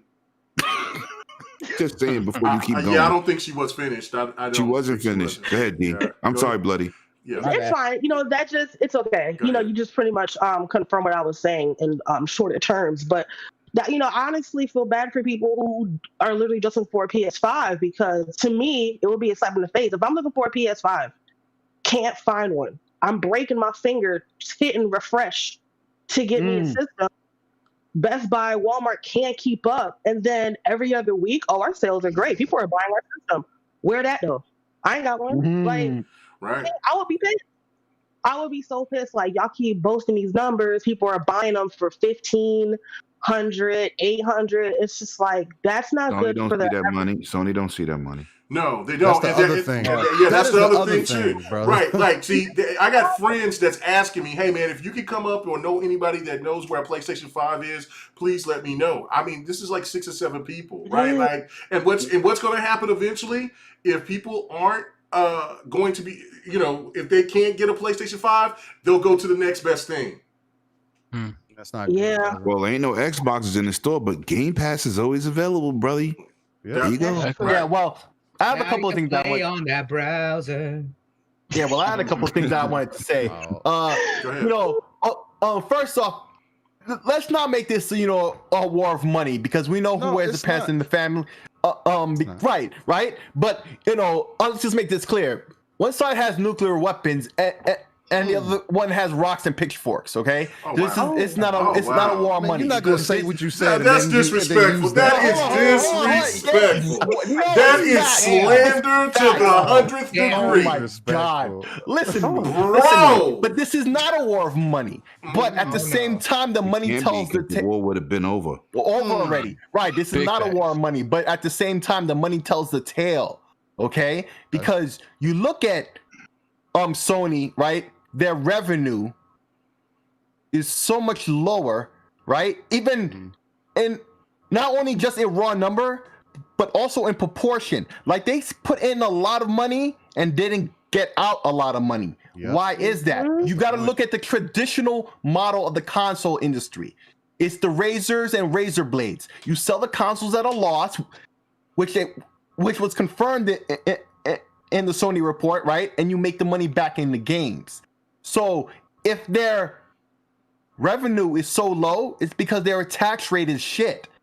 Their tax rate it's always been like that, and it's catching up with them. But for Microsoft, even for them, it wasn't that bad. It wasn't as bad as that, and it doesn't matter anyway. They flipped it. The metric is so different now. Everybody's talking about how many PlayStations are sold, and there was that whole talk of MPD saying something about 13 million that I can't confirm when I go around looking for it anymore. So maybe I'm tripping. But didn't anybody hear something like that in the past week or so, something about MPDs or whatever? Yeah. And it was saying 13 million.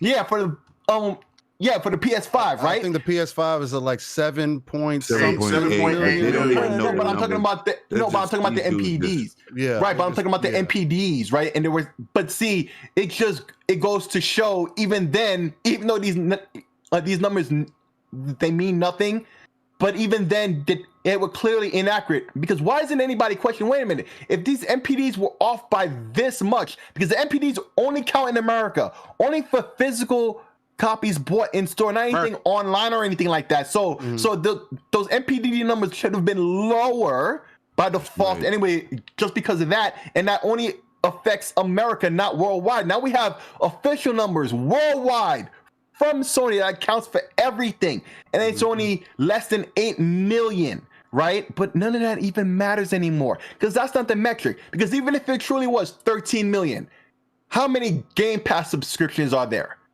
Right? 23 and counting, last count. That's the number that matters. That's the number that matters, not the console sales, and not even the software sales, because the software don't sell like that on PlayStation. They do pretty well on Xbox or Nintendo, but even that's not going to matter anymore because of Game Pass.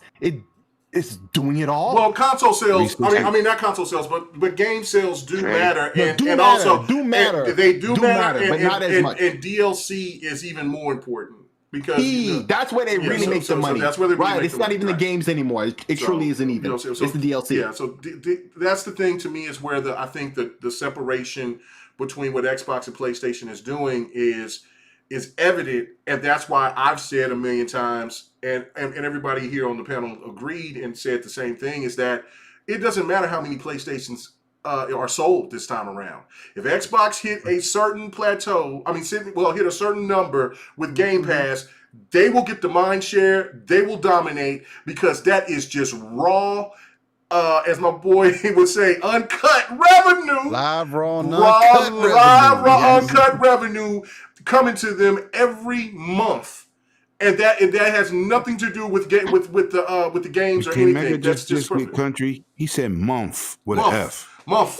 Yes. Bro, I'm a country boy. Let me do it. Hey, you called this So he said month. like a year or two back. Hold on, let me read the super chat before anybody else jump in here. So Easy says PS made $25 billion in revenue. They made 3% in profit, while Xbox made 50% more in profit than last quarter. Surely Xbox is catching up, and Sony is scared. Exactly. That was why we brought up the stuff about the about those documents, those leaked documents that was out, if they were legit or not, because obviously in the writing it was basically saying, look, these games can't be on Game Pass. That was already established. So if they are true, it definitely shows that Sony is scared. And then also for Sony to even bring up that they were going to counteract they were going to have their own service to combat against Game Pass, tells you that they are nervous about this service. So anybody else wants to piggyback off of what D and everybody else said, because y'all have made really great points tonight on this. I want to piggyback off myself. Oh, go ahead. Go ahead. Nice. That's great. I'm looking at chat and everything, and how changing the narrative and switching things up. And I just want to make this final point when it comes to technology and patterns of behaviors. When it comes to gaming and such, things have kind of been the same for a while. You bought a system, you bought a game, and you were just rocking. Then you had to buy a subscription service with your game and your system, and you were just rocking.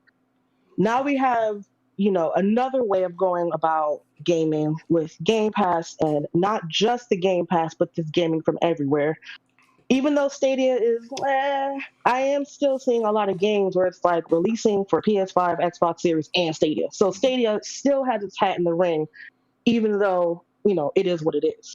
And I want to bring a point to, basically. And I just want to bring a parallel in technology, just to kind of give perspective. I don't know if y'all remember, like 5-6 years. I probably do, because if I remember, y'all remember. I remember when AT&T, Sprint, and Verizon were doing shit the same way. Oh, yes. You got your phone for a penny, Black Friday, whatever the hell, you bought the phone for cheap, and then you did your service. T-Mobile came out here and was like, nah, lease your phone. And that way you pay for the phone over time. And everybody was like, what the hell is this? Narrative. Ain't nobody doing that shit. And look at us, 2021. Doing that same thing.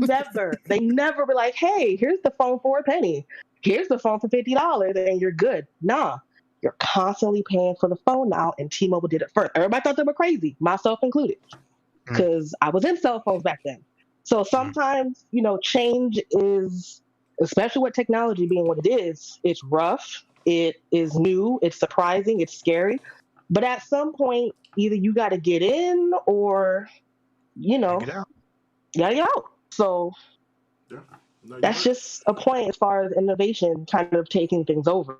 Oh, you can lease everything now. Oh yeah, no, you're right. Yeah. You're right. No, before we continue, there was something that Sleepy Goblin asked. PK, you said my gameplay was trash on that game, but I cannot pronounce that damn game. How do you pronounce that game? Lort. I don't know. I don't know how to play it. You asked Bloody. No, yeah. Oh, you don't know how to pronounce it either. It's a crazy name. It's a game it was on the 360. But the version that it'll roll back up again. But it's on it's on. I got it. That version is on PC. I'll look it up and I'll tell you what the name of it is without giving the big name. It's Abawama something. It's crazy. It's a cool ass game though.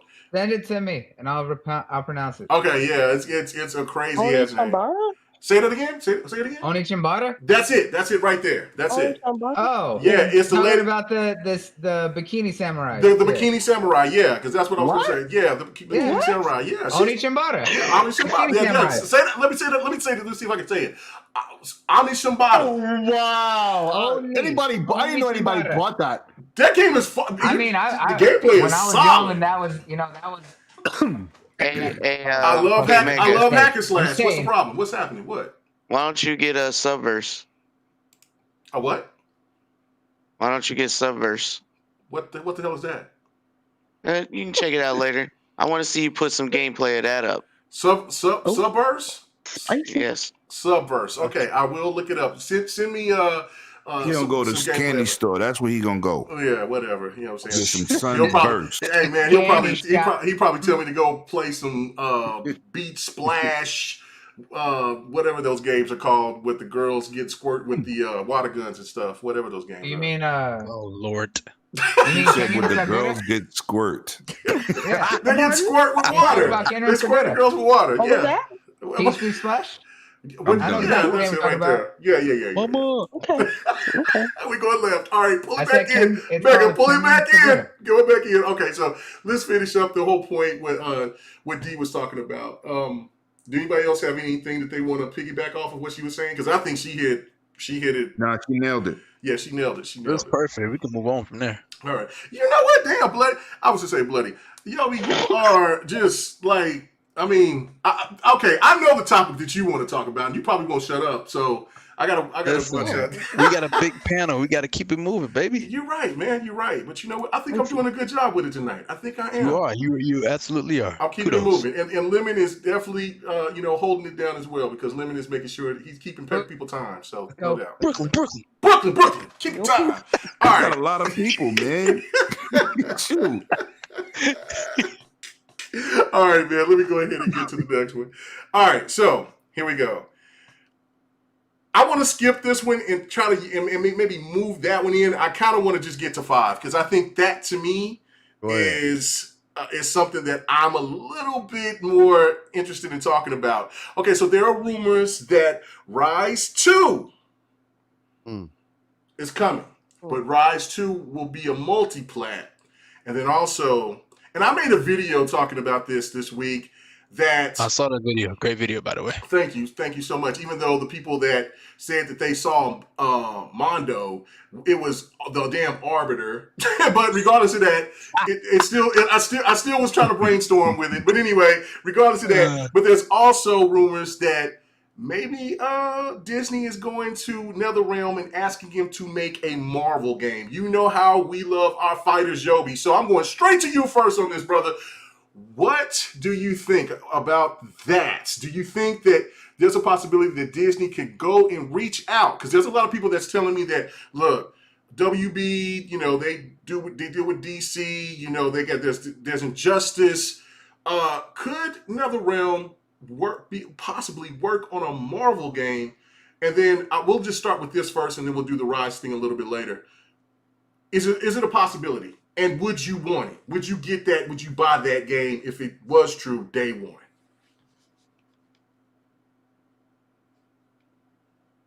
Thank you, Yobi. Way to participate.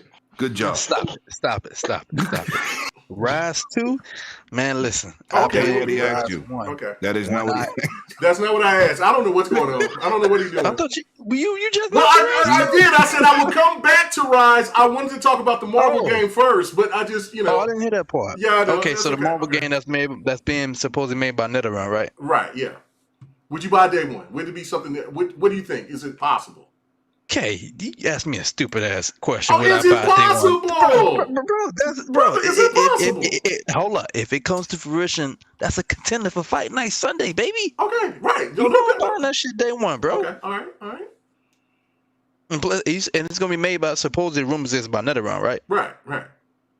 Man, listen. If it got some, if Ed Boon's all over that, it's a no brainer. I'm buying that shit day one regardless. Mm-hmm. Next. Do you think it's true? Do you think it will Do I happen? think it's true? He Yes, just said yes, he yes. just said he's buying it. Obviously, he thinks it's true. If it is, No, I gotta ask him if it's true.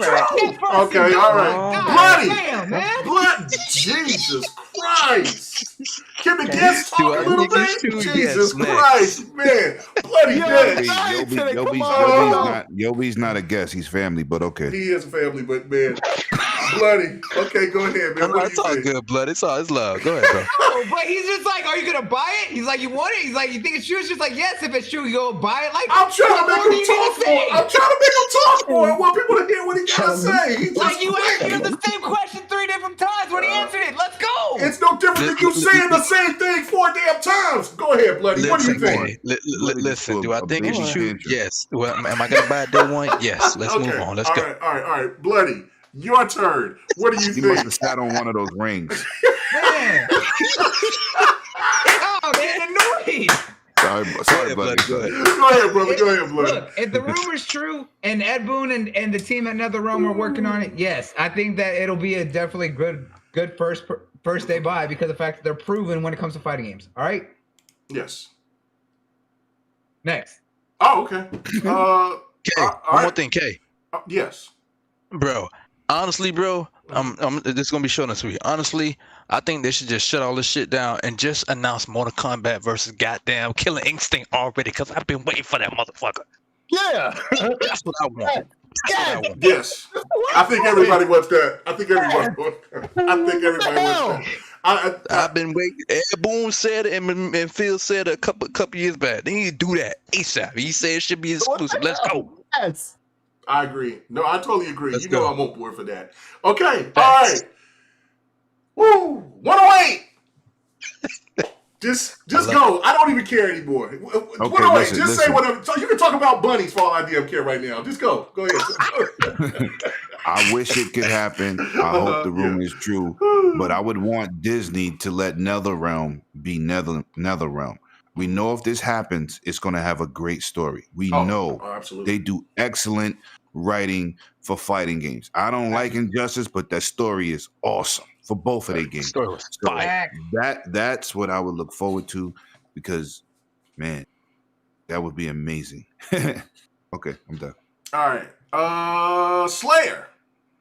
Yo, first off, Bloody, I'm with you. There was the same fucking question 3 times. It was annoying as hell. I'm trying to ask him. I'm trying to get him to talk more. That's it. I'm trying to get him to talk. I got you. But don't interrupt me so I can talk more. Let me flow into my jokes, please. You mess it up every time. But anyway, yes, me too. Everybody, for the same reason everybody else said, as proven by Injustice. They already proved they could do it. Let them do it. I hope it's true.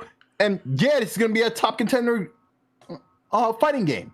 And I want to see Mortal Kombat versus Killer Instinct before I die. Please. Okay. I'm done. All right. BK. Yes. I did that just say Ladies and gentlemen, who's next? You're next. What happened to KMEGA, dog? He got fatality. Oh, man. Oh, shit. Did he get Okay. injected on his own show? No. Am I still here? Am I here? Yeah. Oh, bro. Tonight has been mad professional. Oh, man. It is, oh, my God. Okay. I don't know. Oh, man. Okay. All right. Here we go. PK, what is your thoughts, brother, about the rumors? Ooh. To be true, do I want it? Don't really care. And honestly, I'm more interested in the Killer Instinct Mortal Kombat crossover. Oh, if it ain't Smash, it don't count? Damn. If that's what you want to hear, yes. All right. Don't count. All right. Next. But I play all fighting games, but I'm more interested in the Killer Instinct revival than any other Marvel fighting game. Let me just say this. Where has Marvel games got us so far with Avengers? It just ain't been on the right man. Okay. All right. Right. I totally agree. All right. We'll see what Ubisoft is going to do, because they're next up to bat. So, and then, of course, Indiana Jones is going to be coming out. So, I don't know. All right. Okay. D, your thoughts? To piggyback off of PK, I make it a habit to play, like, I play DC games, but I watch Marvel movies, so I don't have a huge like expectation for it. I just hope if Disney does partner up with NetherRealm for a fighting game, they don't dumb down the gore. I wouldn't like that. Yeah. Like, I like Mortal Kombat to see like the gore and stuff. I don't play it, but I watch it. So Justice didn't have gore, but I think the thing is You watch Disney a lot wants- of games. You like a stalker? Disney. No, she's just a fan of streams. That's all. It's common now. Disney, which is popular for a reason. Let's not front. But Disney, like kind of what Lemon said, Disney they want a lot of control over what you do, and the thing is, if NetherRealm agrees to that kind of contract, then it's kind of like it is what it is. Yeah, They couldn't show gore in Injustice. And they didn't show it in DC versus Mortal Kombat either. Kombat. Yeah, see? So it'd be a game like that, except because DC versus Mortal Kombat was a soft launch. Well, either way, they wouldn't allow making the characters get decapitated and all that. So, right, but Injustice 2 worked fine though. I mean, and let it be vicious. No, I'm vicious. The beatings. They're fine with what they do. I'm just stating that more, Disney don't hire nobody unless you follow their script, their ideas, their. You know what I mean? Whole point in the beginning, you got to let. I think that they're loosening up. I think they're loosening up because I mean, of course, they're never doing that. So? Not that loose, right? Not that loose. But I just did an interview with the vice president of Marvel Entertainment. Okay, I'm telling you, they have 100%. They have 100% insight on every IP, including the MODOK show that's coming out on Hulu. They is not playing with letting anybody. After getting burnt to selling all their IPs and trying to get them all back, they are definitely looking at that like a hawk now. I'm just saying. I mean, they might be looking at it, but I'm saying that I think that that they wouldn't have a problem of how Ed Boon would write the story, or the writers that would be working on the game, on the Marvel game, how they would work it, because they are so good. They're the best at it. There's no fighter that has the best writing for stories than NetherRealm. Name me one other one other than they NetherRealm. have no problem with them doing the work as long as they follow their guidelines. And that's just he's that's saying simple. that what he's saying, KMEGA, is that he don't care what they do with the story. It could be good as long as it's set within the expectations they have. They don't care what they do. DC is the same way. I mean, look, I listen. Not necessarily, because Injustice was spawned out of nowhere, and then they spun off a comic book to follow that story for 5 years. That was a whole different synopsis. Besides that, Warner Brothers controls DC. So it was easier for them to be flexible, whatever they wanted to do. I get that, but I'm saying in the sense of blood, guts, fatality, stuff like that, it's not in Injustice, and you'll never see that in an Injustice game. But it'll still be dark enough to where you don't even really pay attention to that aspect of it, unless you just, unless you. I'm not talking about blood and guts. I'm just saying, and I'm just stating how they use the characters in general. As far as gore, it don't have to have gore. I'm not talking about that. I'm just saying in general. What you do with the characters, you got to follow, whatever guidelines they set forth, whatever that is. Okay. And then that's just what it is at the end of the day. I'm not saying they won't do a bad job or they can't do a good job, right? That's not what I'm saying. Okay. All right. No problem. All right. Before we move on, we got to give a special shout out to Daniel Mirror X for the super chat. He says, "Great work. I'm looking forward to E3 this June." Yeah, thank you so much. Thank you so much. Yeah, I am. I'm definitely looking forward to E3. All right, so Rain, amen to that. What about you, man? What do you think about this? Would you be excited? I'm excited because I'm a Marvel fan. Other than that, I just that I'm not gonna say I hope, but I got 100% faith in NetherRealm. Every Mortal Kombat, every fighting game that Ed Boon touches is godly. And other than that, that's all I got to say on it, bro. As long as they do my boy Iron Man right, I'm straight.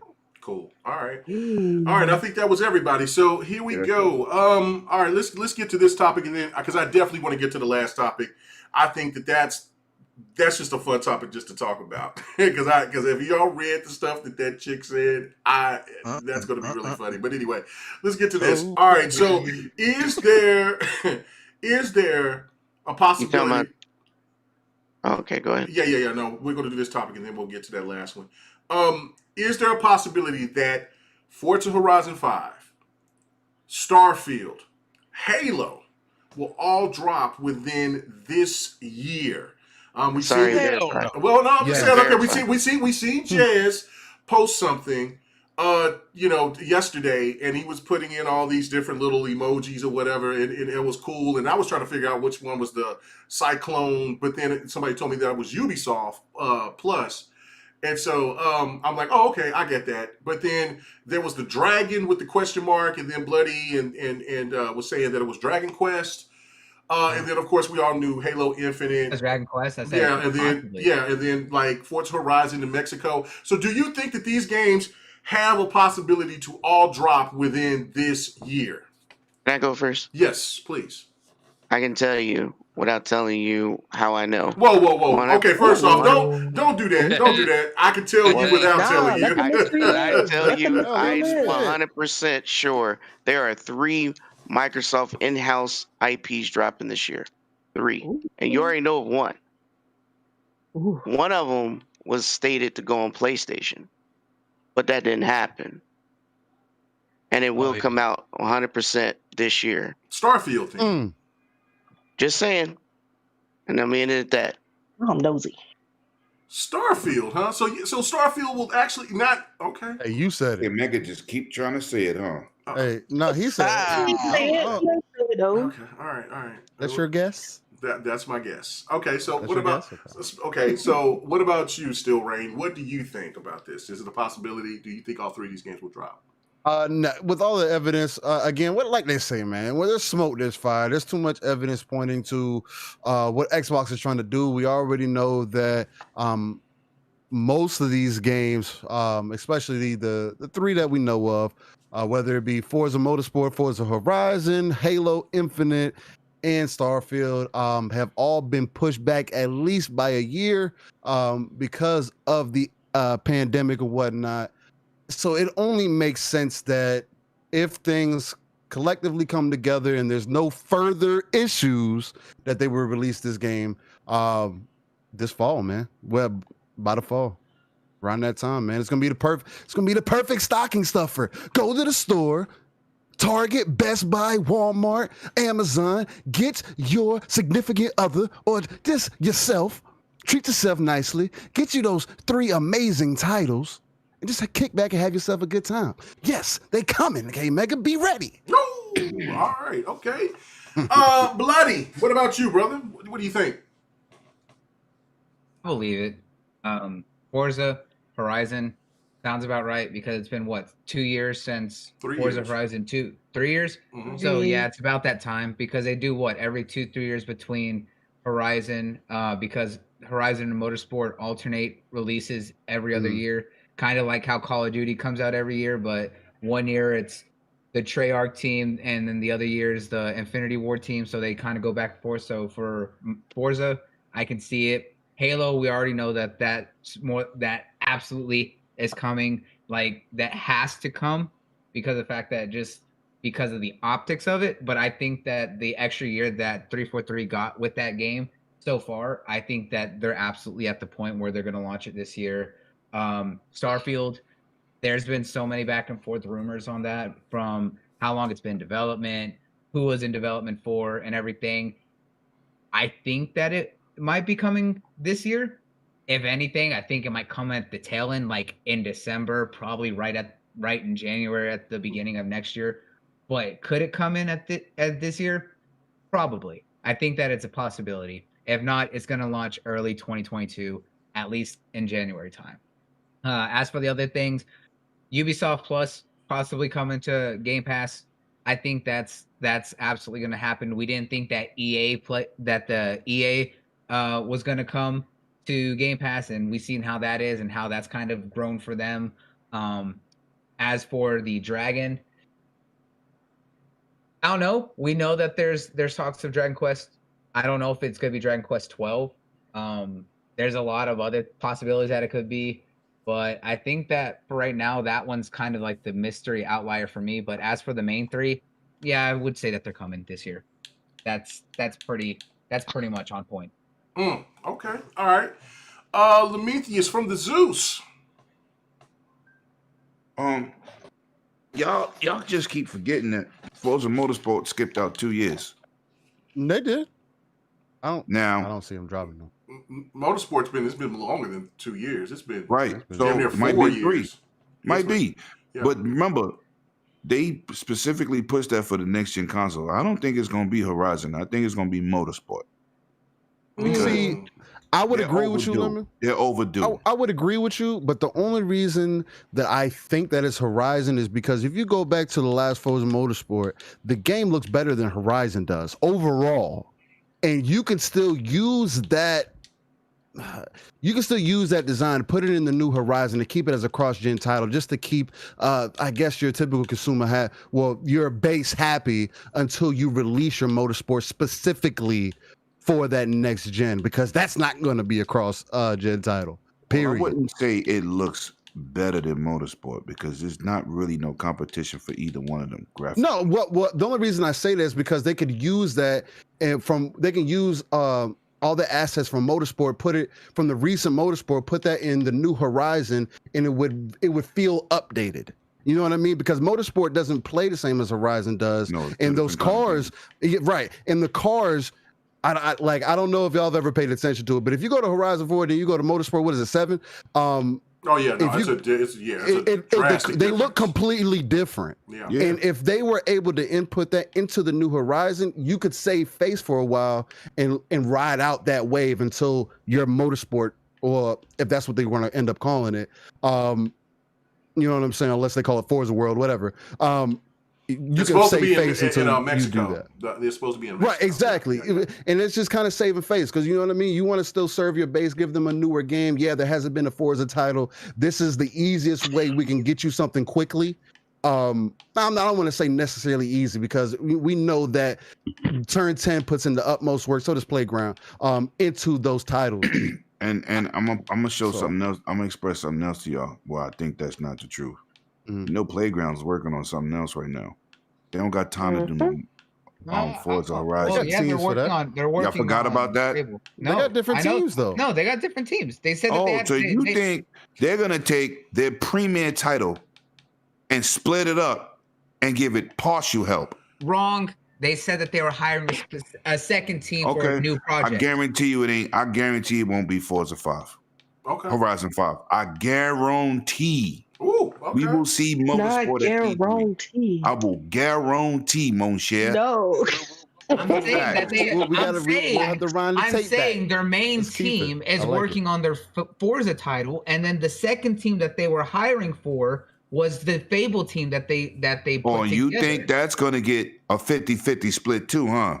It's not a 50-50 split. It's growing an entire second team. It's not splitting a team. They hired a brand new team. You need to pump your brakes and pull up your panties and relax. No, you're not listening to me. I literally We've been listening to you for hours. And I listened to you for hours on end too. You're not the only one who's used to putting up with bullshit. This is the thing for me is that I disagree with Lemon on that. I think that they're holding on 7 for GT, and that will come out next year. And I mean not 7, but Motorsport for next year, whatever they call it. Yeah, and then So you think they took that hiatus and they showed us previews from 19 and 20 to not bring it out this year? Right. Yeah. Yeah. Okay. No doubt. I mean, if I'm, I'll eat the crow if I'm wrong, but I just think that. I hope you take it with barbecue sauce. No, I'll take it. I'll take it just straight up. Yeah, you know what I'm saying. But no, I'm just saying because all they have to do really is the barbecue sauce. Oh my God! Anyway, so we'll find out. We'll find out which one. But I think that all they got to do is have to use the assets from what they did with 4. Enhance it a little bit, and then they could drop the newer version of Horizon. Because there's so much more with Motorsport. What they're doing is just insane. And don't forget too, though, Turn 10 is probably the best at showing other developers how Xbox techs work. So they've been spread out themselves. They even help with Halo Infinite. So they haven't been just working on just Forza Motorsport. They have been out there separated doing their thing as well. So I think it'd be Horizon more than, because Horizon could give that jolt because it's the more popular of the two series. And I think that bringing in next year Motorsport, and we already have a group of people that was already going to be jumping on and playing a Horizon. There will be that fan base like me who loves Motorsport will be right there waiting for it next year. So, but we'll find out if you're right or if I'm right. So, it is what it is. So, I think my point is, I don't know if it's coming out this year. I think Motorsport is going to hit before the next Forza Horizon. That's what I believe. Oh yeah, no, and that's fine. That's fine. That's what I believe. Okay. I don't know if it's coming out this year, but I think it will hit first. And Starfield, I see a lot of people talking about it using for their console wars. Nobody don't even know what the game plays or looks like. Right. We got to stop. See it. We got to listen. We got to see gameplay. Y'all sold on the game. Yeah, no, I'm not sold on Starfield. I haven't seen anything. I'm not sold on Starfield yet. I go on Twitter and I just see, it's exclusive. Y'all bragging about something y'all don't even know what it is. You see, why? You know why they doing that though, right? About it because of the man that a lot of people call God Howard, the man Todd Howard himself. This is his baby this time. You know what I'm saying? I get it. And that's the only reason people give it. Do I feel that way about it? Nah. But I do feel hyped for the people that feel that way, because it's not just a small little community. Like, he's up there with the same, like with Kojima kind of. It's like I know he is, but bro, you be on Twitter, you see the nuts. Oh yeah, facts. Well, facts. This is the thing that gets a bunch of planets. Yeah. That's just the facts, KMEGA. I hope this game come out. No, knock us off our seats. I'm a fan of the guy's work, but it's just good. Come on, man. Well, no, this is the one reason that got my ears perked up about Starfield is because Sony wanted it first. That's because Sony wanted to make that as exclusive or have the rights to keep it exclusive for a little while. And that right there gives me pause to say, this game might be special, because Sony is not going to spend money on something that's, Just look at what they do when they do the exclusive content. You know what? I can go with that, KMEGA, but their credibility is shot too. Godfall. What they got to do with making. Yeah, go ahead. Yeah, that had nothing to do with. I understand what you're saying, Lemon. I wouldn't take that from you, but I will say this: that this game, this Starfield, is going to be something special. And though I don't know this part, but I 100% believe that the E3 show is going to be closed out with this game. I can agree with that. I just said what we know so far. Nobody knows nothing, and they just ODing. But wait a minute. That's all I'm saying. Some games are like that. Like, they only showed the title of Metroid Prime. Or no, not just Beyond. Metroid Prime. I'm talking about relax. Don't be hating on my Metroid. But the fact I'm talking about God of War. No, Metroid. Nintendo, not me. I'm talking about God of War. They just showed a freaking title, and everybody just went crazy. But they did the same thing with Metroid Prime. You know exactly but you know what you're getting with God of War, because we've already seen. No, I don't, because they changed God of War. They're not changing it again. They're not going to change. We don't know. I have no idea. They're not going to do the dramatic change. I personally don't like the new God of War. I like the older one better. Well, I like the older one. I do like the older one better. No doubt about it. But I think the story is more compelling for the newer one. But I mean, in my opinion. But we it's the same idea of showing any title and you just don't know what's happening. Some people just excited because they get an idea. This is the genre is going to touch on something they like. I mean, I get it. I mean, I'm still waiting for Splinter Cell. with people Right, in right. there I mean, and their sources. I told Ubisoft Like they're 4 years fired into that. because they haven't brought out a Splinter Cell. I don't want to see nothing until they talk about Splinter Cell. I'm with you on that. Yep. But I'm just saying it's the same energy. I'm not talking about no particular game itself. I'm just talking about the community's energy is retarded sometimes. No, you're right. And it's just it's retarded. That's all I'm pointing out. But for me, I think the assessment is, you know, we're guaranteed 3 AAA first party IPs this year. And when I say couldn't that third? Well, I'm sorry to cut you off, but I just said, couldn't that third game be Flight Simulator? Because that's definitely a AAA game.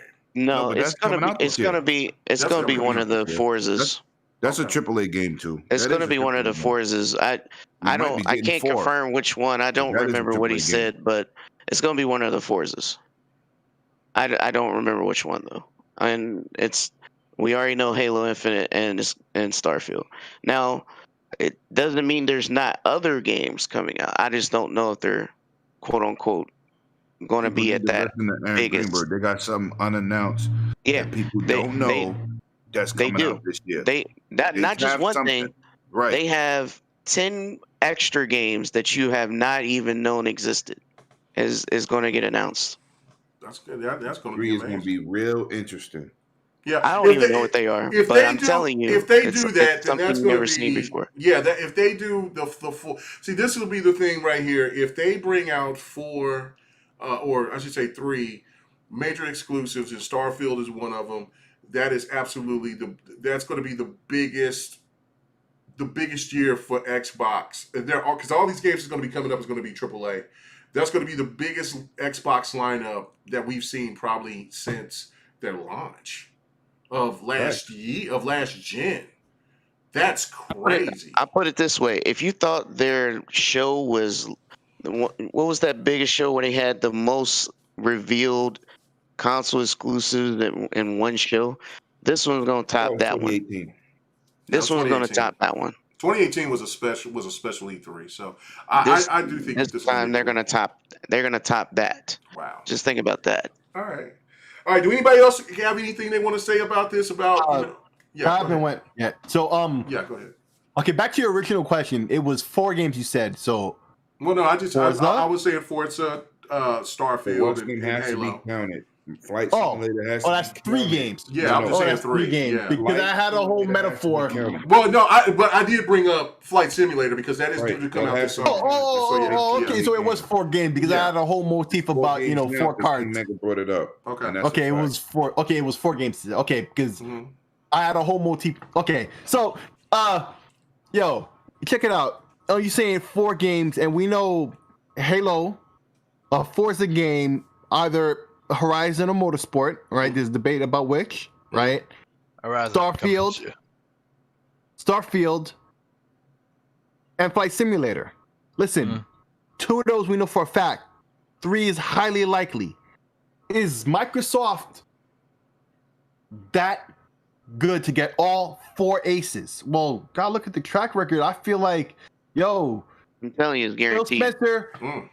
Phil Spencer has been real lucky on this casino floor lately. You know that one time when he rolled craps. He doubled down that next time and he got that back. That was that whole Xbox Live price increase, right? So I feel he's got a hot hand tonight and he's still playing. He's gonna get all 4 cards this year. I think that's very possible. Very possible. That'd be crazy. On top of Ascension. Maybe Crossfire X. Yeah, the Ascent, Crossfire X, or not maybe those are all the. And then Bright Memory. I mean, those are 3 titles that we know for sure that's going to be coming out. Well, 4 because we don't know if they're going to be coming out this year or next year. But just think about this for a second. You have Scorn that's out there in the wild. We know about that. We have Bright Memory that's out there in the wild. We have Crossfire X that's out in the wild, and we have the Ascension that we know definitely is going to be coming out this year. And then you say those games are going to be coming on top of Starfield. You need bigger hard drives. Bro, Starfield, Horizon, Halo Infinite and Those are all big games too. That's what's crazy.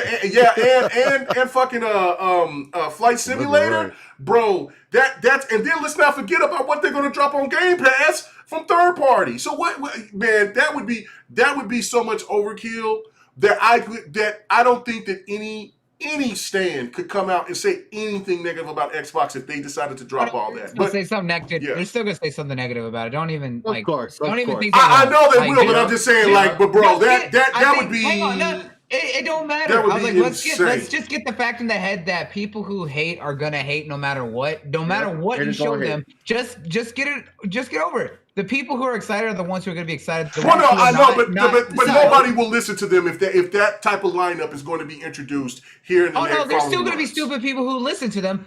Stupid leads stupid. That's what it is. Just give her the fact. Anyone who has a common sense be like, oh, hey, that's pretty cool. That's a lot of good stuff. We are fans here that can look at what Sony's got and say, oh, that's kind of nice stuff. I like this, this, and this. But the fact is, we're different. The people who hate are the ones who are going to be like, no, that's still trash no matter what. Nothing's going to change your mind.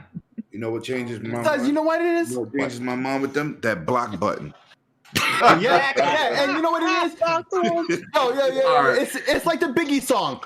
More money, more problems. Like, and then, where I come from, it's like the more haters you get, that's how you know you're doing well. You're right, yeah. That's how you know you're doing well. Right. So there's always going to be somebody to talk. Let them talk.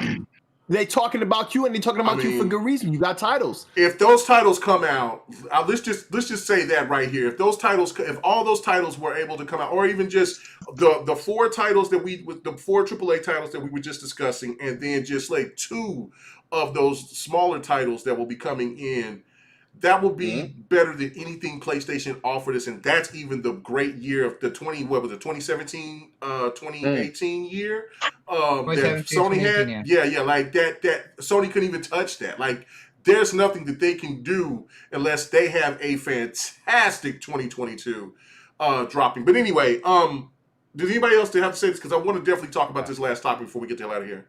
All right. Yeah, I just want to just say this real quick before we get to the. For the games, though, I think it's coming out this year. That's in stone. Halo, definitely. Yes. We really don't know too much about Starfield, so I think that's gonna come out this year. But that's a wait and see for me because I still don't know shit about the game. Me too. Big facts.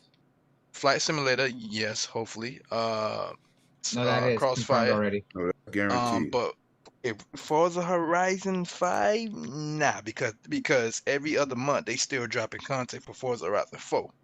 Motorsport, I'll say 2022. Forza Horizon 5, we probably won't see that to 2022 or 2023. But like I said, Motorsport's gonna come first because I think last year they were talking more about Motorsport than Forza Horizon. And like I said, every other month they got new DLC, like new cars coming out for Forza Horizon 4. So Forza Horizon 5, that's in the background. That shit is still getting worked on. We're not gonna see that for a little while, but that's all I gotta say about that. Okay, I mean, and I could definitely see that. So I mean, you make a great point about that. So I mean, listen, we'll find out. Because if Forza Horizon 5 was coming around the corner, then Forza Horizon 4 would have went dark. But as you can see, their Twitter is still popping. Right. That's why I feel that there's going to be 3, not 4. And I think that third game will be Flight Simulator. I think a lot of people overlook Flight Simulator being...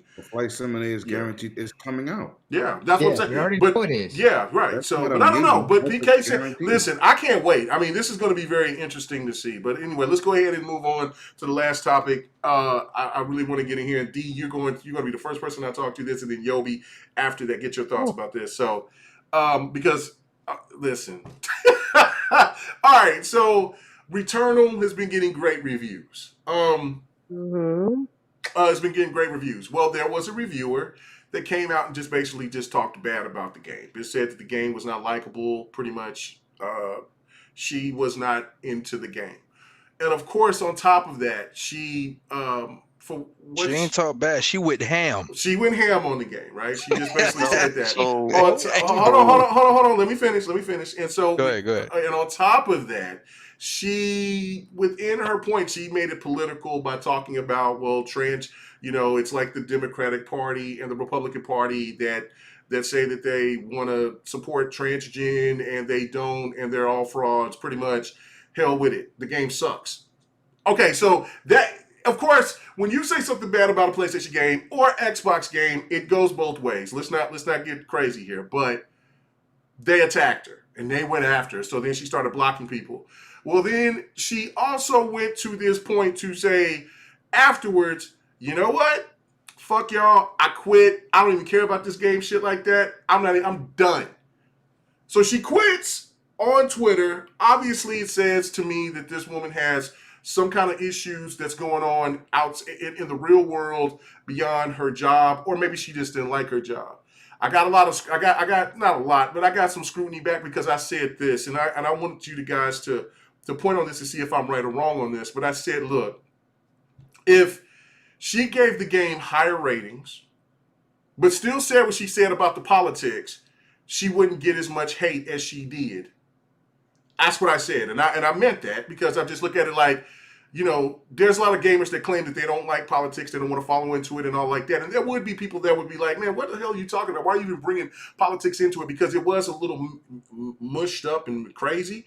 But to me, if it was a positive saying that she loved the game, she wouldn't get, you know, like the torches and pitchforks coming after her like they did otherwise. So D, what the hell?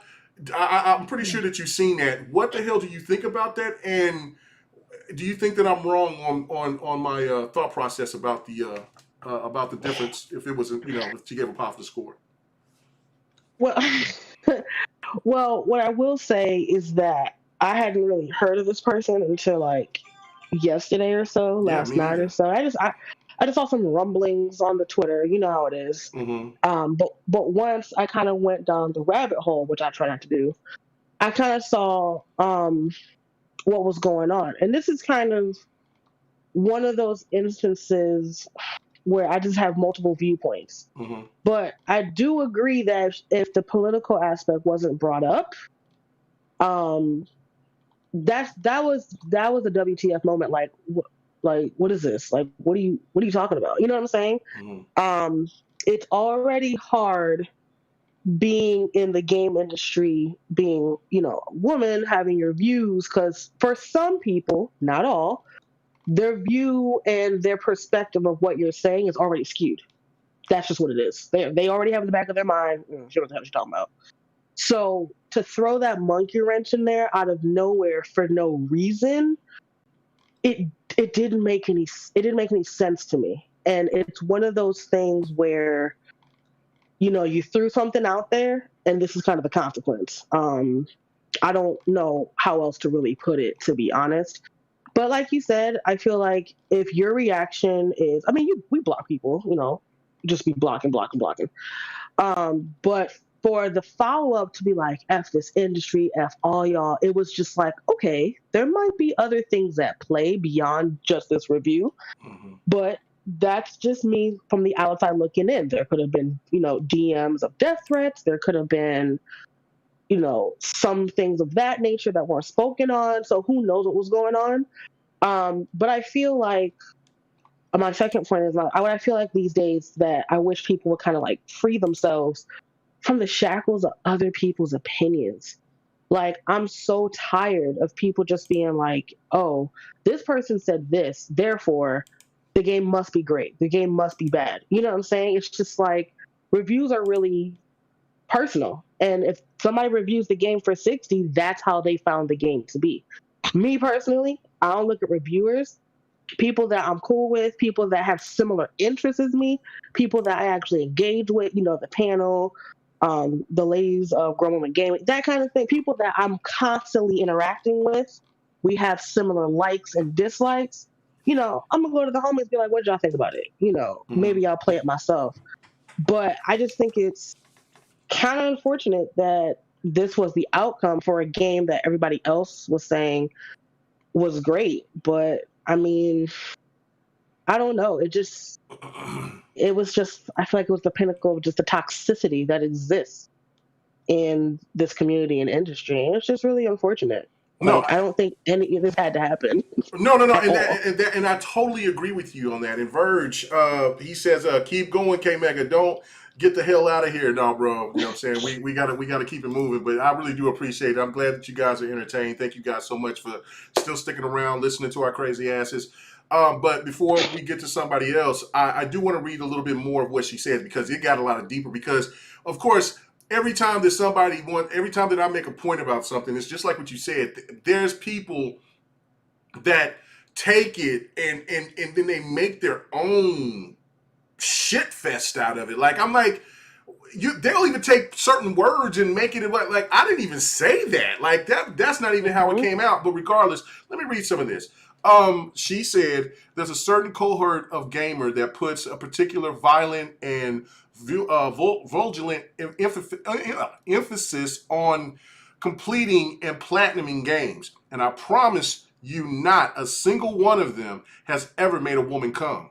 That's one of her words. That's one of her things that she said. Christ. She said, she says, any good luck.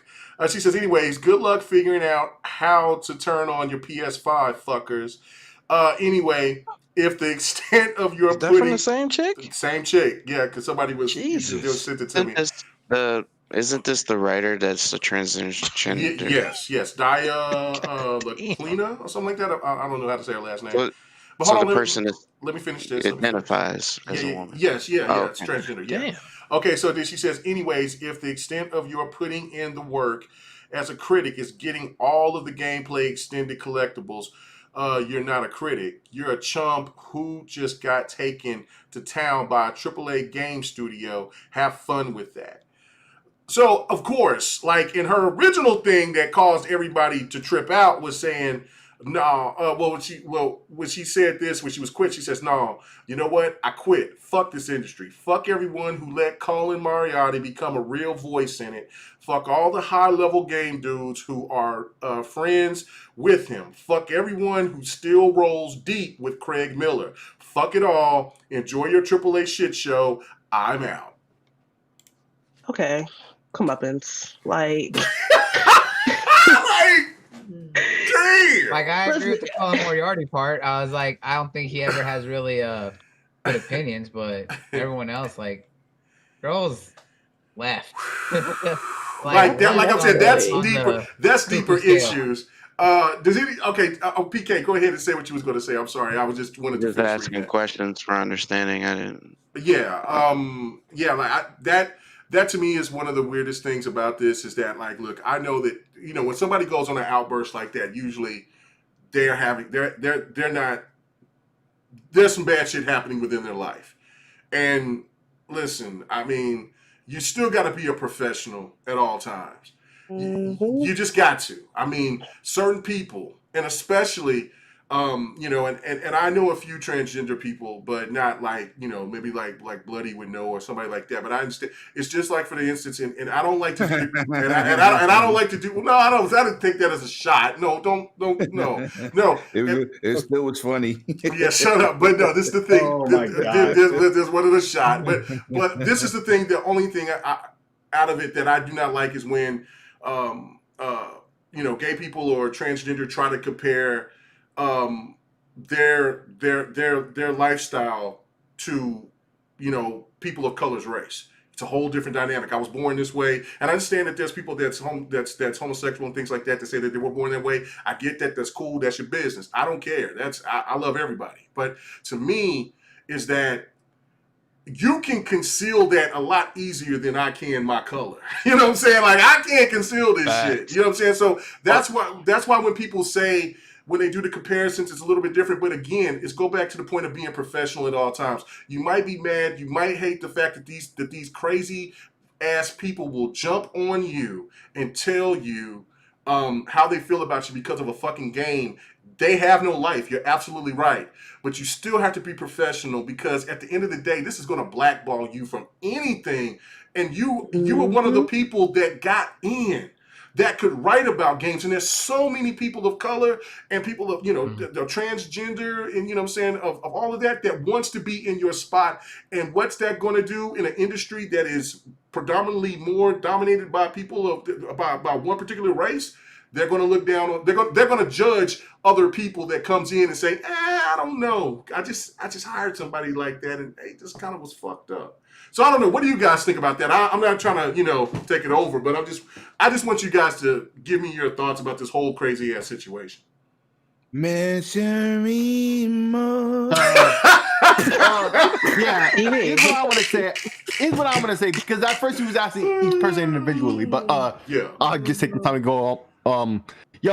It sounds like this person has a lot of issues that they need to deal with in and of themselves, and it was coming out in their writing, and the people picked up on it, and the whole political thing and just the bad takes on the game. Not like subjectively, everybody has their opinion of the game, but when you delve deeper into the review, there were certain aspects about difficulty, about how certain things were difficult, and this is a thing too that's been in the overarching discussion about games journalism. We've had a couple examples where journalists were complaining about the difficulty and they wish things were way easier for this reason and that reason, and it's really just to show these guys are frauds because they just want the game to be super easy so they can run through it and get the review done. And I feel a lot of that has got to do with this person too. This is a person who didn't really care and found this one thing that really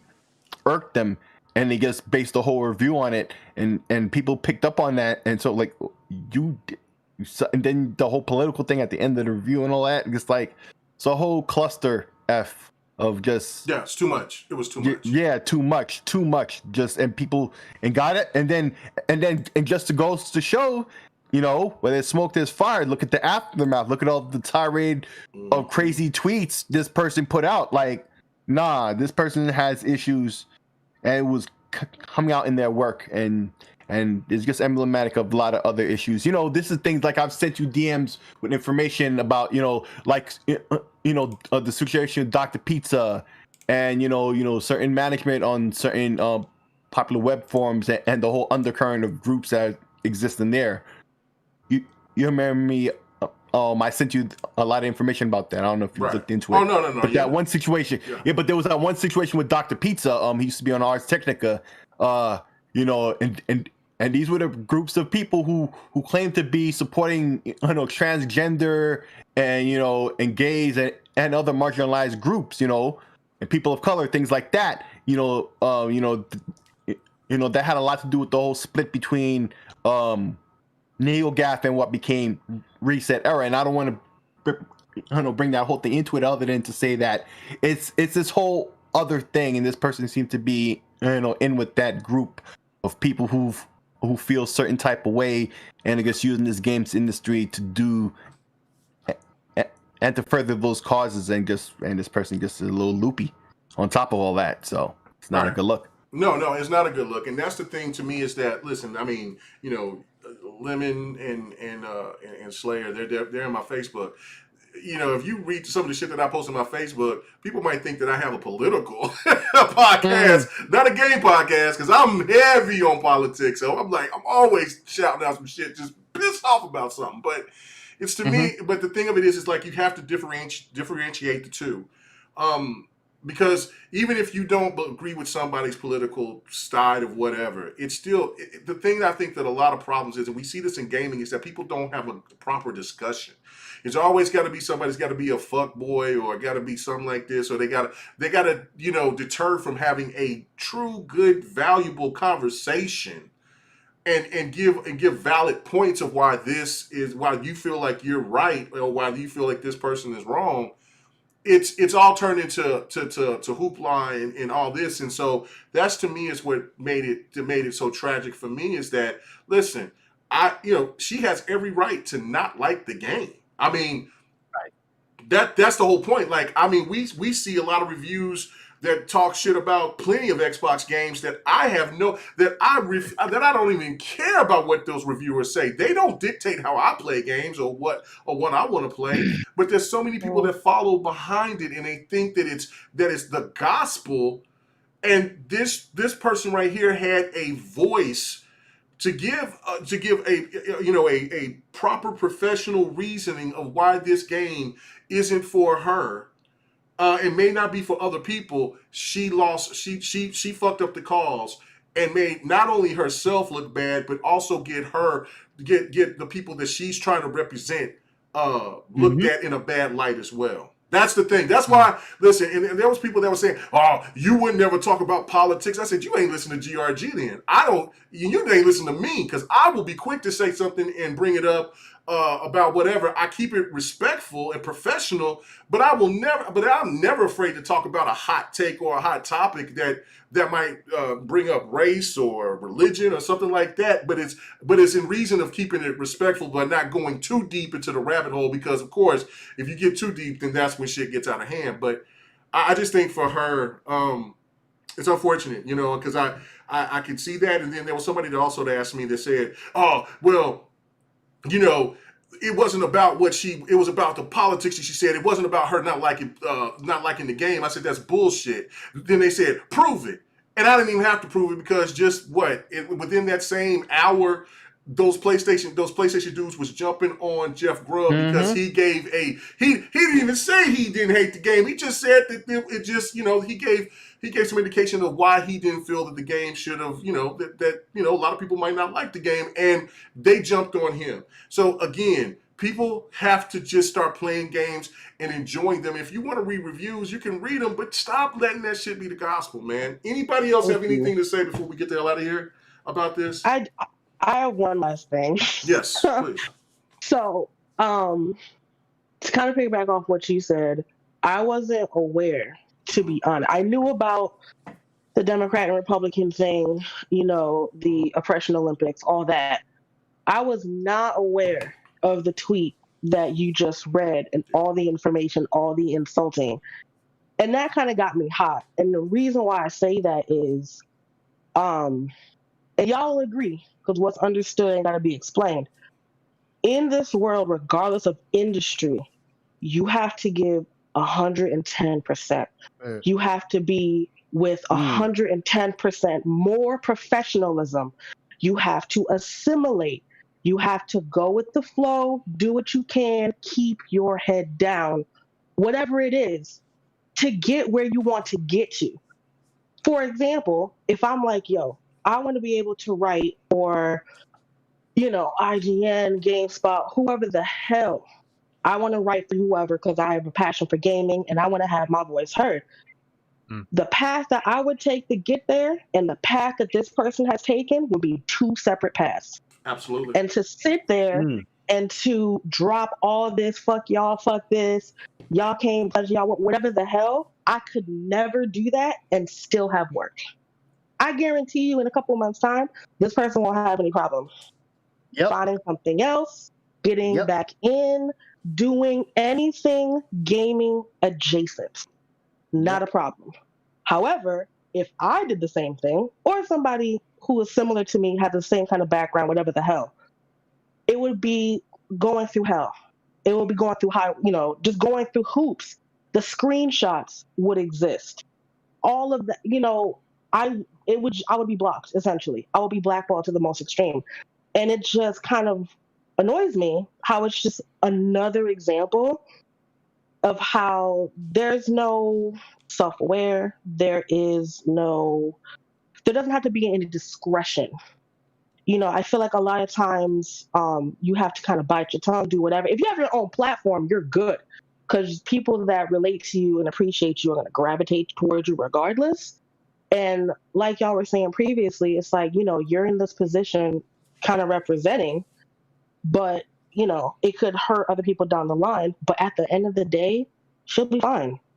And she's in a position where she can say whatever she wants and do whatever she wants. And not everybody has that opportunity. So while you're being pissy about the Democrats and Republicans towards your group, which I'm not saying you're not, disenfranchised and marginal. I'm not saying that. But while you're being pissy in a game about a chick in space shooting aliens and shit, other people have to deal with that day to day and will not bounce back and will be blackballed and will be criticized and will be doxxed and will be getting death threats. So it's just annoying. You have this position, you screwed it up, and I hope there are consequences. I'm the kind of person where actions, cause and effect. You got consequences. But in the back of my mind, I know it's not going to happen. Right. But no. I mean, listen, D. That's the reason why I have you on. That's why every once in a while I have Mitchie on. You ladies have a and that's why. And also, I just love having female perspective because it makes so much sense, and especially just the gaming thing and just everything else about what we do here on this podcast. A lot of people already, like when I get messages, it's like, man, and I don't know if you guys, remember we was talking about this when Dealer was on, like, man, you guys sound like RDX, and I'm not saying that we are RDX because we're not. We're our own entity, but the fact of it was, we sound like GRG, baby. Yeah, but no, what I'm saying though is that there are people that think when they see a black podcast that it's going to be some other shit. No, ratchetness, ignorance, and all that other shit. Right? Yeah, and then also just like that's why I hold like the Iron Lords in high esteem because listen, there are so many people that, and listen, I'm not going knocking anybody who does their own thing and say what they want to say and do what they want to do on their podcast. That's your own platform.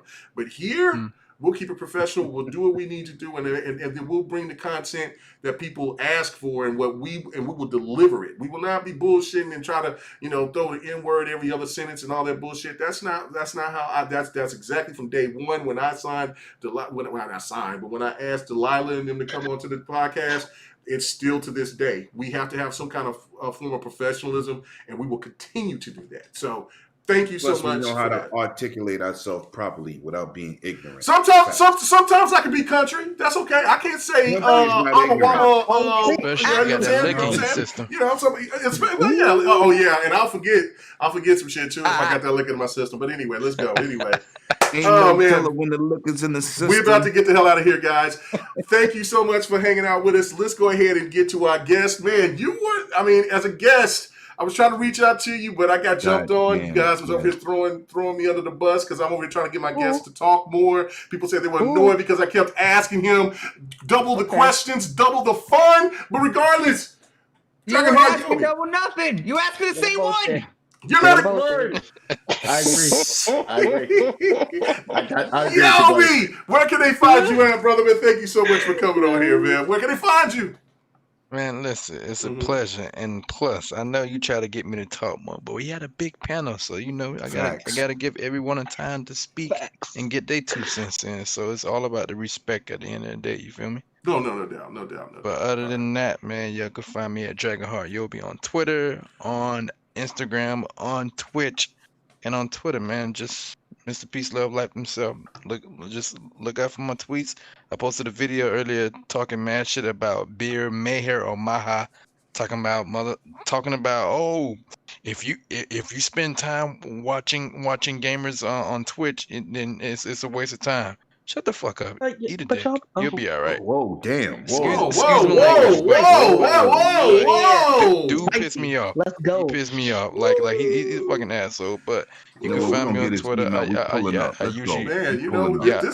usually post my peace, love, life shit. But when I saw that clip, I had to post my 2 cents. I posted a video today. This ain't the graphic god stuff, man. We don't get that type of love like that, man. You can't just be saying like dirty, filthy language like that. So no, I'm just playing. That's why I say excuse me, but like when you talk shit about gaming, especially on his platform, when he don't really care much about that. I gotta put my 2 cents. I gotta rep for the gamers. Let him rep. No, that's one thing that you do. You rep for the gamers. You're one of the kindest people that I've ever met, man. You're a great person, man. If people have not follow DragonHeartYoby, please do, because he's a good heart, good soul, man. We need more people like him in the world. That is no doubt about it. And he better have his ass at Fight Night Sunday, or I'm going to find him and beat his ass. So let's go. Find shit. I'll be the sucker. Anyway, love you, brother. Love you too, brother. Verge says the green I'm speaking in his 108 voice. Facts. All right. 108 Dragons. Prometheus from the Zeus. Go to me first. Right hand. Man. Okay. Lady D first. Let's go. What's wrong with you? She's the best for last. Oh, okay. Yeah. You fucked that up. The best for last. Yeah. Go ahead, bro. You know what I'm saying? Well, you can find me on GRG every Friday. You can find me on my YouTube channel, 108 Dragons TV, and you also can find me tomorrow, 7 p.m. Eastern Standard Time on the Dragons Den. We got a guest tomorrow, my man Centurion from TXR, and I'll be on there Sunday also on their show.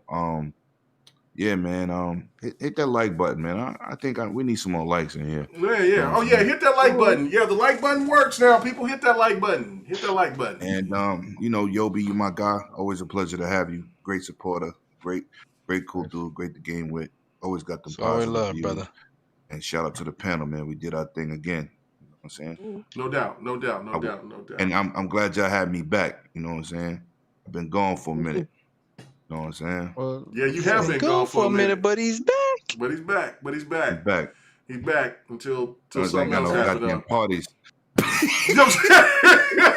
I had to make a call. Like, bro, what the fuck is happening here? Like, okay, but I'm glad that we talked about it and everything. That's what brothers do, man. You know what I'm saying? I'm really happy about that, man. I really am. Okay, all right, Bloody. I know you're ready to get the hell out of here. I don't know what you're gonna do. I don't know if you're going to be doing some seances, or do you have your rings off? You said or seance, bro. If you see those rings on his fingers, man, like, put you in your place, goddammit. We don't do that shit. We don't fuck with spirits and we don't fuck with demons. All right, we don't do that. Okay, but you know better. I say, bro. Hold on, wait a minute. I'm native and black, but regardless of that, what are you going to say? Exactly. So you don't be fucking with the demons. Don't be talking to spirits now. There's black people that fuck with voodoo. I love the rings. There's black people that fuck with voodoo. Okay, there's a whole different thing when you're talking about Indians. That peace pipe. Hey, bro. White moon, blue sun. Right, like they see other shit. There's a difference. No, they don't see nature when you on that podium. We respect that. Bro, when you on that podium, hell no, bro. You see way more than that. Hold on, man. You act like I ain't been in no. Like I ain't never been in here with some of that shit of that TP, bro. Man, come on. You don't see no damn nature. Becky trying to say start the show over. Okay, anyway, Bloody, where can they find you at, brother? And they can find me on peyote, bro. Hell no. I like. You already know what they can find me. They can find me over on Twitter. They can find me on Instagram. They can find me on Twitch, where I stream 5 times a week. They can also find me on YouTube. I got the Smash podcast coming back soon.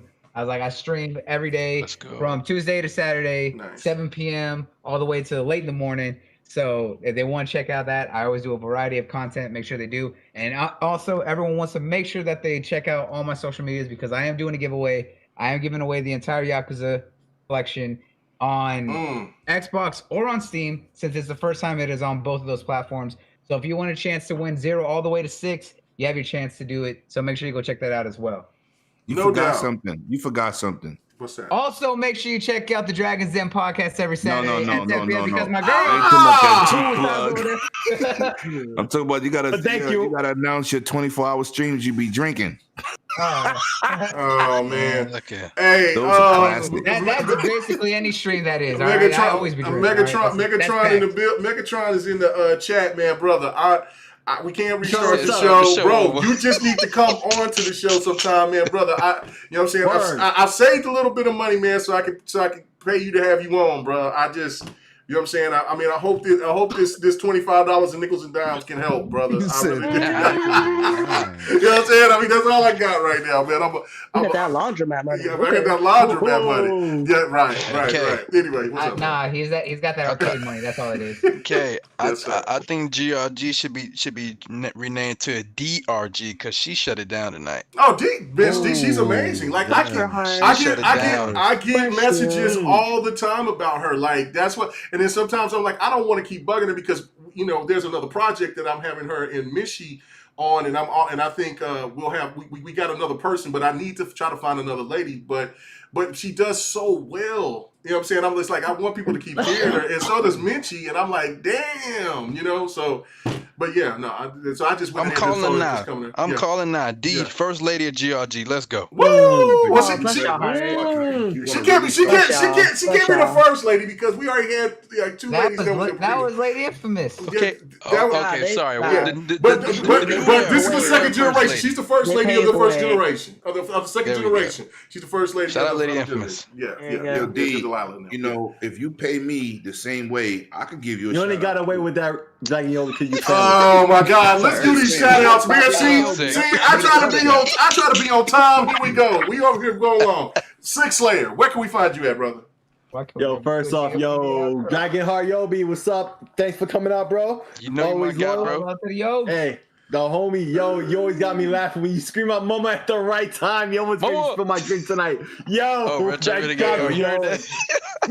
in the show tonight that had me going. But anyway, man, you can find me everywhere. Great games are played.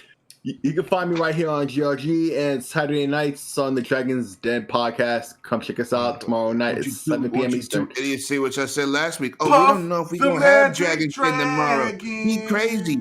Lemon crazy. Won't y'all say what y'all said? I'm here now, sucker. What is going on? Hey, man, y'all say you say that trash for the Lions Den. I mean, for the Dragons Den. For the Cubs Den. Not here. What, you talking to me? He was talking to me. He was talking to you and your curly haired twin brother over there. Oh, man. PK. Lord have mercy. PK. Where can they find you as we get the hell out of here, bro? They over here, they're trying to sabotage the show. Where can they find you? I want to say thanks for coming through, Dragonheart. Yobi, my main man. We never chopped it up over WrestleMania, but we'll get to that. You know what I mean? Man, I'm off Wednesday, Thursday, and Friday, man. Well, y'all ain't gonna chop it up here. Hurry up. No, we're not. Hey, I just want to thank him for coming through. Hey, definitely check my man Still Rain and his partner out tomorrow morning for sure. And then they gonna wake you up, and then on the Dragon's Den we gonna shut it down. So definitely check us all out. We doing the daggone thing. PK? You sure? No, you know what? I'm not sure because Crazy Lord, Leonard, he this might be man drinking. sounds salty over here, bro. What is happening over here? He might take his old man nap. He does take old man naps. Because when I talk to him, I gotta take it up. Yeah, he does take the old man nap. He told me last time I talked to him. But definitely, you guys always come back every week. See me here on GRG. We gonna cut up an active fool, and definitely every Thursday I'll be on 4GQ TV. And you never know, might pop up, might be some important interviews. You know what I mean? And I'm trying to surprise KMEGA because Mike Coulter is definitely in the line. You better, man. If that man comes on there and clowns and them do not get me on there to hit him up about Locke, there will be blood. There will be savagery. You make sure that you tell clowns. I will tell clowns my damn self. Hey. It ain't got nothing to do. Let me tell you. Yeah. I told you, KMEGA. It ain't got nothing to do with clowns. It's Marvel. Listen, they control the narrative. You just tell them KMEGA 4-5 is coming. They gonna say, all right, get them on in there. They gonna say who? They gonna say who? Why does it take 20 minutes to do an outro? Bro, you could have been gone. I got your ass up. Get out of here. Just make sure you come check. You come hang out with us too, man. Wait. We gotta talk Japanese. Sayonara. Oh no! Hold on, we got a super chat. Hold on, the super chat. The friendly neighborhood blue shell. Thank you, sir. He says for the lady and not mega of GRG. D. Oh, bless you. Thank you so much. Thank you so much. Bless y'all. All right, so go ahead, finish up. I'm not gonna say anything else. Oh, and before y'all say anything, check me out on Tuesdays. Retro Renegade at 7:00. Boom, boom. Facts. Damn. Retro Renegade. Shout out to all those cats over there. Last Tuesday was crazy. Oh. Okay, so Still Rain. Okay, so I guess PK was done. Okay, so Still Rain, man, a superstar that's coming up, man. Hey, man, his partner in crime was on Next Podcast last night. Pog Soul, man, you guys are superstars, man. You guys got so much potential, so much to give to the gaming community, man. I couldn't be more proud of you being on GRG, man. No doubt about it, man. Thank you for accepting the invite, man. But where can they find you at, brother? Look, first of all, KMEGA, I mean, it's nothing but love for me. Look, obviously you saw something in me when I first came into the community. Just coming to me and asking me, I can never be more grateful to you for just giving me the exposure, being on here with y'all, chopping it up. I always have a solid and excellent time every Friday. It's a moment to look forward to, man. Just being welcome into the GRG kingdom. Y'all sitting within the reign. And look, as these ventures move forward, I'm just looking to give that energy and give y'all that boost that the community needs, because we don't have enough of the soul. And matter of fact, while we speaking of soul, you can catch me tomorrow with my brother Pong Soul on the Living Split Screen Morning Show, where we give it to y'all live, raw and uncut. And just in the way that only we can do it, as we kick off y'all's weekend, and just kick off anything from all over the place. We not platform eccentric. Anything I want to talk about, let's talk about it. Pop in the chat. Look, man, other than that, catch me here every Friday, 8 p.m. GRG, baby. Another excellent night. Much love to everybody. Much love to the chat. And again, that's a good night for me. I gave Pong Dame's legendary, bro. You and Pong are like a hurricane. Y'all came out of nowhere, bro. Killing it. I appreciate it, man. That's love. No doubt about it, man. We will have our first guest on Devin the Gamer coming up here next week. It will be another Dev. What? So check that out. It will be great. Holy shit. Yeah, so that's a guarantee. Yeah, next Tuesday. So it will be the Dev and then the Gamer. So it will be fun. It's our first time that me and Don has ever had a guest. So it definitely won't be the last. And so yeah, check us out. We do it on Don's Twitch channel, which is Don_KTR live. So we'll do it there, and then we'll switch it over, and I'll drop it on my channel. He's lying. It's not called a Devin again. It's a Son and Pappy podcast. Stop. Oh my gosh, the Son and Pappy. Listen. I'm proud of my son, man. He's making a dope ass game. I seen what my son was doing, man. It was great shit. You got a big super chat. You got to read that, bro. Well, I thought I did. Oh, whoa. Talk your shit. Holy shit! I ain't never seen. No, I'm gonna need a cut of that. What? Yo, hold on. What? I ain't never seen that color. Oh, man, what the fuck is that? Let's go. Yo, Viper. RG Viper X. Brother. According to KMEGA heads. KMEGA's gonna do Fight Night Sundays, but naked behind that. Hey, that might be a KMEGA go fund. What'd you say? You're done. Did you announce your 3K? No. No. I did not announce my. I don't 3K subs, bro. I don't brag about that shit, man. I don't care about it. I mean, I care about it. Trust me. That's love, for that brother. shit. Bro. We need to get to the super chat. Man, I just read it. Viper, I'm tripping. Supporting my bad. KMEGA's headset fun, man. Thank you so much, man. Oh my God! Wow. Yeah, I know because all my headsets are fucked up, man. Whoa, bro! And the friendly neighborhood blue shell adding to the KMEGA headset. Yo, friendly blue shell, y'all guys, man, y'all are fucking amazing. But you know what? Y'all made it dangerous for me, because this is the problem. This is a podcast full of black folk. They might hunt me down and whoop my ass and take what I got. I'm about to match that red one with 99 cents. With 99 cents? I ain't never seen no red one. Boy, that's crazy. Brothers, thank you so much, man. Thank you, man. Thank you so much. Man, I'm speechless. Let me get the hell out of here. I just want to thank everybody, man. Come and check us out, Fight Night Sundays. Hold on. Yes, ma'am. I ain't go yet. Oh, D. Oh, where can they find you at? I'm sorry. All right, man. Oh my God.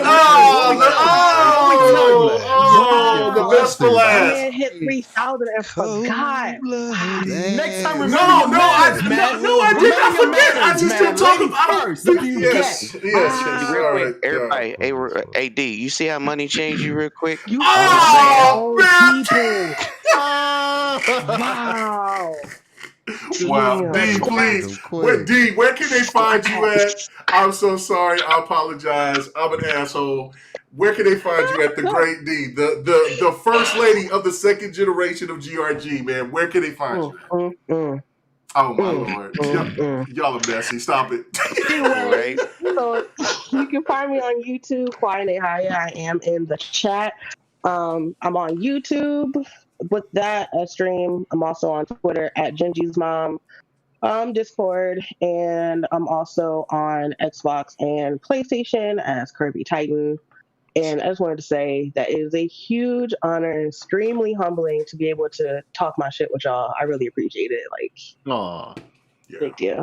Hey, listen. Do you mean that for KMEGA, even though, he just kind of, Oh, you're on my shit list for now. Yeah. I see how it is. Hold up. You know, Hold up. man. We got one more super chat. The friendly neighborhood blue shield for KMEGA taking a last minute L. He's trying to outdo. Oh my God. Let's get the hell out of here. How the hell I was trying to get the show in 2.5 hours to now in just 30 minutes. It's almost, man. Thank you guys, man. And listen, K-Not go say something saying now. I'm popping my collar for him because my boy just reached over 3,000.5 thousand followers. Let's go. Let's go. Nigga got another super chat. I got a super chat. Thank you, Runaway Dragons, for that monstrous dollar. Hey, brother. Hey. Brooklyn. I couldn't send 99 cents. It was 1 cent off for $1. So there you go. I matched that 99. All right, man. Let's go. Oh, man. Thank you guys so much. Super chat. You know what I mean? Oh, because I got an L? Okay, thank you. Yes, I'll take the L. Thank you guys so much, man. It's a blessing. I know that I won't be bragging about the whole sub count and stuff like that, but thank you guys. Please keep supporting us, because what I want to do eventually, bro, you work for it. But this is what I want to do overall. I want to do this not for just me, but for everybody else, because again, of course, the bigger that I get, the more that I can help out the people that's on this panel, and I really, really, really do appreciate it. So thank you guys. God bless y'all, man. Y'all, man, it is a very humbling and wonderful thing. I can't express it enough. But thank you guys. Check us out on Spotify. Check us out on iHeartRadio. We got one more super chat. Wow, still right. Even $5. Thank you, Still Rain, man. Everybody say, get the hell out of here. All right, I'm just hitting the damn button. All I know is after that, somebody be watching some split screen tomorrow. You know what I'm saying? I will definitely be there. I will get up on time, because normally I'll be a little bit late. But thank you guys, man. Oh man, God bless y'all, man. We are out of here. Good night. Wear your mask, wash your ass, like for sure, man, and get that shot. Stop bullshitting. Get the shot. Get the damn shot. I got both of them. I got the Pfizer. Hey, get the shot. Gang. Don't be bullshitting. Don't be. Now, I would be a little skeptical about the Johnson & Johnson. I don't know, but you know what I'm saying? You know what I'm saying? But yeah, I know. But regardless, I'm just saying, get the shot. Stop being hard-headed. But this is the thing that people need to think about. Stop listening to the shit on the internet, because people will get you fucked up just because of clout. Stop doing that. Please protect your family. Just be neighborly. Just be good and kind to everyone. Don't try to be so selfish to say, I'm better than this, I'm better than that. Because I would hate to see somebody get sick off of this shit and then might not make it through. Because like I said, I've seen family that's passed from it, and it's an awful experience, and you can't be near them. It is not a game. So anyway, I'm out of here. Thank you guys so much. I cannot express how much I appreciate you guys so much for helping me out, man. Thank you. I'm out. Peace.